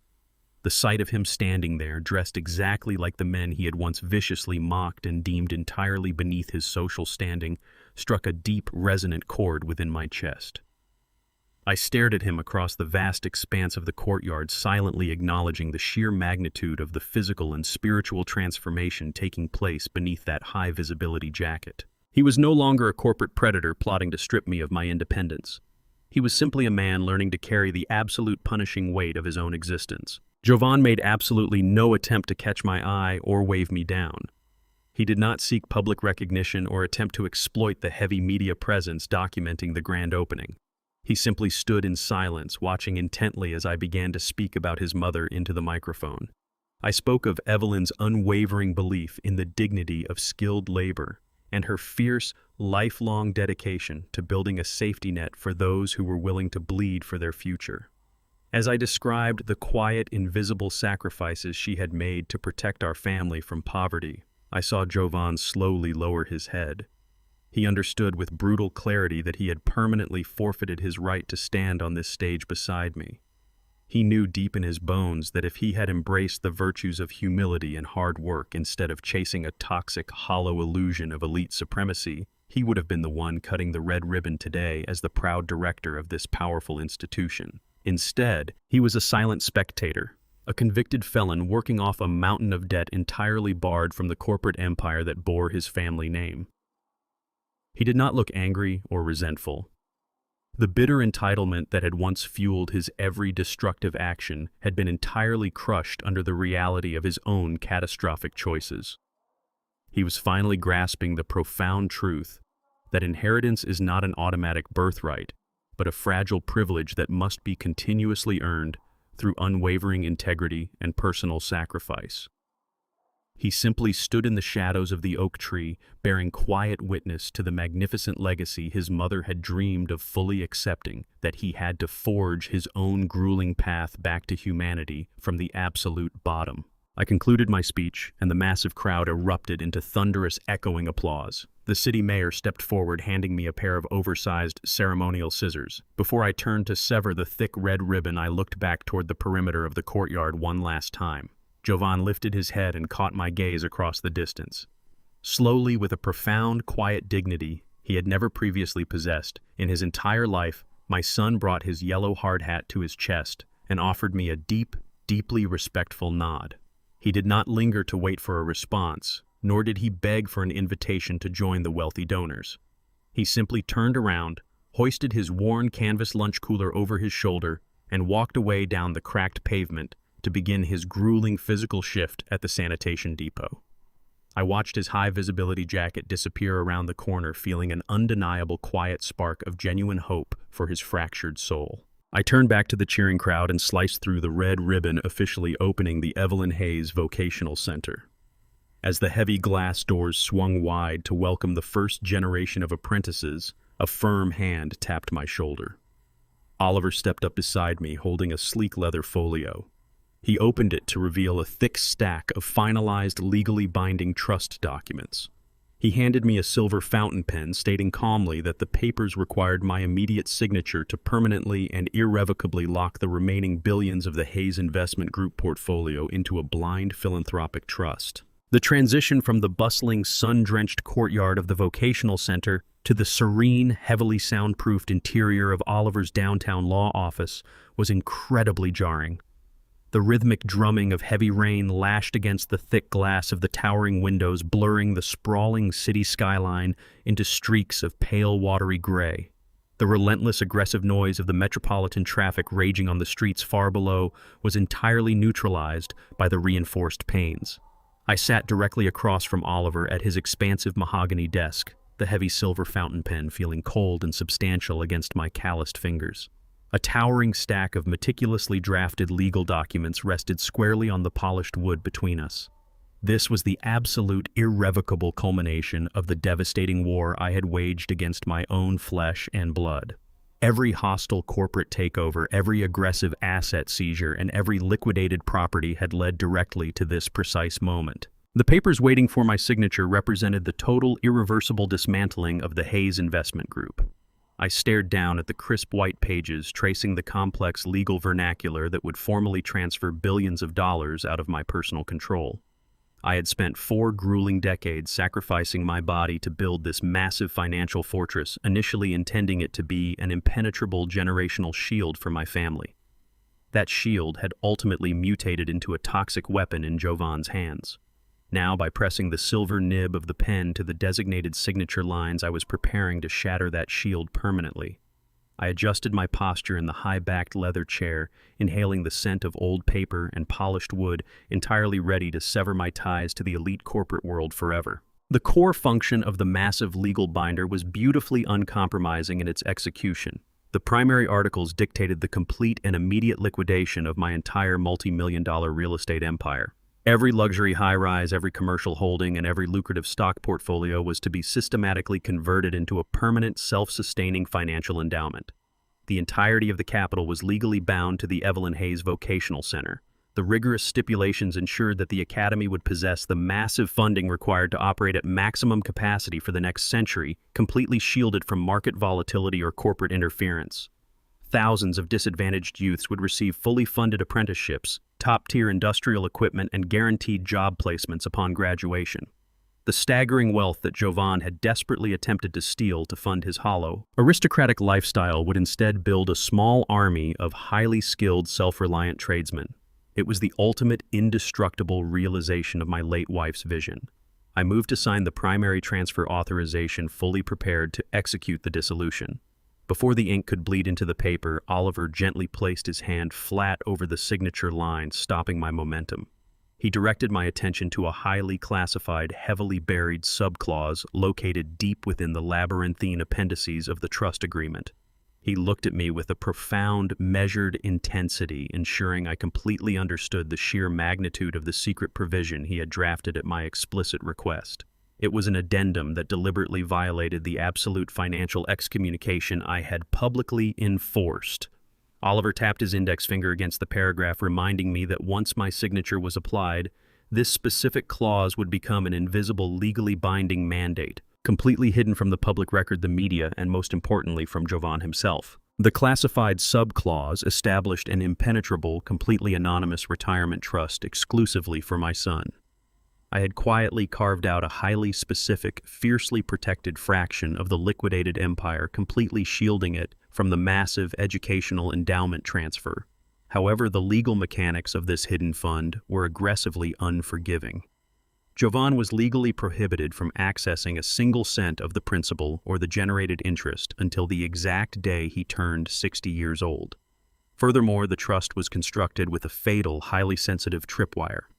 If Jovan incurred a single legal infraction, missed a mandatory restitution payment, violated his strict probation parameters, or attempted to formally discover the source of the fund, the entire account would instantly dissolve. In the event of a breach, the capital would automatically route directly to a domestic violence charity. This was not a bailout, nor was it a quiet surrender to paternal weakness. By setting the maturity date to his 60th birthday, I was guaranteeing that my son would be forced to wake up every single morning for the next 30 years and manually labor for his survival. He would have to clock in at the warehouse, navigate the absolute exhaustion of the sanitation depot, and build an honest life completely devoid of my financial interference. I was finally rectifying the catastrophic parenting failure that had originally created his monstrous entitlement. I had previously robbed him of the crucial character development that only emerges from genuine struggle. This hidden trust ensured he would experience the brutal necessary reality of a working-class existence, but it also guaranteed he would not freeze to death in his old age after his body finally gave out. I looked up from the classified addendum meeting Oliver's unwavering gaze. I did not flinch, nor did I experience any lingering doubt regarding the severe, uncompromising path I had paved for my only child. I gripped the silver fountain pen, the cold metal reflecting the harsh overhead light of the office. "I am not taking his life," I stated cleanly, ensuring my voice carried the absolute finality of my decision. "I am returning his opportunity to be a man." I pressed the nib to the thick paper and signed my name with sharp, deliberate strokes. I methodically turned the pages, signing and dating every mandatory section until the massive stack of documents was entirely executed. Oliver gathered the paperwork, sliding it into a heavy fireproof lockbox, permanently sealing the fate of the Hayes Investment Group. The brutal legal war that had consumed my family, dismantled a fraudulent empire, and exposed the toxic rot of unearned privilege was entirely concluded. I stood up, shook my attorney's hand, and walked out of the towering glass skyscraper into the cool, damp air of the city. The heavy rain had finally ceased, leaving the streets washed clean and glistening under the breaking clouds. I possessed nothing but the simple work clothes on my back, my vintage truck parked at the curb, and the quiet, unshakable peace expanding in my chest. I had successfully destroyed a parasite, honored my wife's sacred memory, and forced my son to face the unvarnished reality of the world. The necessary destruction was officially complete, and the long, grueling work of genuine reconstruction had finally begun. The crisp, biting chill of late October hung heavily in the still morning air, perfectly freezing the sprawling cemetery in a moment of absolute, undisturbed tranquility. Exactly 1 year had passed since I sat in Oliver's downtown office and permanently signed away the toxic financial empire that had almost annihilated my family. I stood entirely alone before the pristine marble headstone bearing Evelyn's name. The heavy, frantic energy that had defined my existence for the past 3 years had completely evaporated, replaced by a profound and unshakable quiet. Frost clung to the edges of the manicured grass, crunching softly beneath my heavy leather boots as I stepped closer to the engraved granite. There were no flashing cameras, no aggressive reporters, and absolutely no greedy relatives plotting in the shadows. The sprawling metropolis behind me felt entirely disconnected, a distant, muffled hum of irrelevant ambition. The morning sun breached the horizon, casting long, golden shadows across the rows of silent monuments and illuminating the polished letters of my wife's name. I felt the crisp wind brace against my face, carrying the scent of fallen leaves and damp earth. I did not feel the crushing, suffocating grief that had paralyzed me immediately following her sudden death. Instead, I felt a deep, resonant peace settling firmly into my chest. The agonizing war of attrition was officially over. The brutal, necessary extraction of the infection was finally complete. I simply stood there, breathing in the cold air, feeling the undeniable weight of a promise definitively kept. I reached into my coat pocket and retrieved a simple, unadorned bouquet of fresh white chrysanthemums.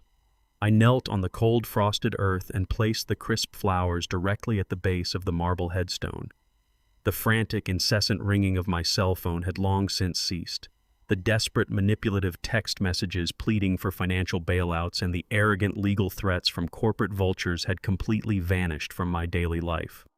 The aggressive silence I had weaponized against the greed of my own flesh and blood had successfully starved the parasitic behavior into absolute extinction.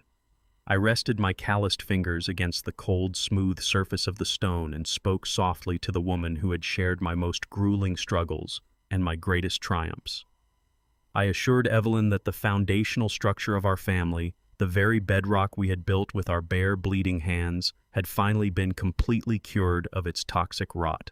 I confessed to her the profound agony of watching our only son morph into an unrecognizable, monstrous entity obsessed with unearned luxury. I detailed the sheer agonizing difficulty of refusing to save him from his own catastrophic choices, acknowledging the brutal discipline required to watch him fall without extending a safety net. But I also told her about the undeniable vindication of the outcome. I explained that the multi-million-dollar empire we had accumulated was now an eternal, indestructible fortress dedicated entirely to forging resilient, self-reliant youth. The wealth that had corrupted our legacy was currently fueling the Evelyn Hayes Vocational Center, actively producing hundreds of skilled tradesmen who understood the absolute value of honest sweat. I told my wife that the grueling, terrifying surgical removal of Jovan's entitlement had worked. The infection had been permanently excised. The cancerous expectation of an unearned, aristocratic life had been completely burned away by the unforgiving friction of manual labor and harsh reality. The devastating silence I maintained was not an act of cruelty, but the most profound demonstration of paternal love I could possibly offer. I promised her that the boy we had raised was no longer lost to the delusions of high society. I pushed myself up from the freezing grass, feeling the slight familiar ache in my knees that accompanied 69 years of relentless physical labor. I brushed the loose dirt from the sturdy fabric of my worn denim jacket and adjusted the collar against the biting autumn wind. I looked at the engraved marble one final time, offering a slow, respectful nod of absolute closure. I turned my back to the grave and walked away down the narrow, winding asphalt path. My steps were completely unburdened, possessing the remarkably light, steady rhythm of a truly free man. I drove my vintage truck away from the silent cemetery, merging seamlessly into the waking traffic of the city. Miles across the sprawling metropolitan grid, entirely removed from the pristine, manicured lawns of my neighborhood. The harsh reality of urban survival continued unabated. Inside a cramped, poorly ventilated bathroom of a decaying, low-income housing complex, Jovan lay flat on his back against the cracked linoleum floor. The air was thick with the sharp metallic odor of oxidized iron and stagnant water. He was jammed awkwardly beneath a heavily rusted, leaking sink basin, the harsh fluorescent overhead light casting stark shadows across his lean features. His face, once meticulously groomed for elite country club galas and corporate boardrooms, was now deeply smeared with thick black grease and industrial grime. He wore a heavily stained municipal maintenance uniform, the coarse fabric soaked through with cold plumbing runoff. The delicate manicured fingers that had previously signed fraudulent corporate leveraging documents were now wrapped tightly around the cold, unforgiving grip of a heavy steel pipe wrench. He was no longer an entitled executive demanding obedience. He was a municipal worker manually fighting against the decay of a forgotten building. Jovan gritted his teeth, his muscles straining against the stubborn resistance of the corroded plumbing fixture. He forcefully torqued the heavy steel wrench, utilizing his entire body weight, until the rusted metal finally gave way with a sharp, echoing crack. The relentless dripping leak immediately ceased. He exhaled a long, heavy breath, the sound loud in the cramped, quiet bathroom. He carefully withdrew from beneath the cramped vanity sitting up on the damp linoleum. He raised a greasy, heavily calloused forearm and wiped a thick bead of stinging sweat from his brow, smearing the black industrial grime further across his forehead. He looked at his bruised, bleeding hands, the undeniable physical proof of his grueling, honest labor. Slowly, the corners of his mouth turned upward into a quiet, genuine smile. It was not the arrogant, predatory smirk of a fraudulent corporate heir, but the profoundly satisfied, exhausted smile of a man who had successfully conquered a tangible, physical obstacle with his own two hands.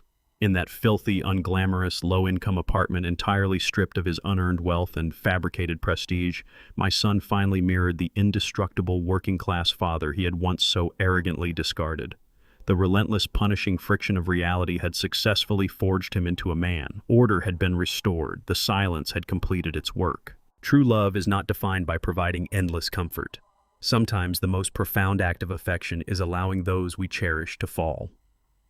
Shielding a person from the consequences of their actions only breeds parasitic entitlement and moral decay.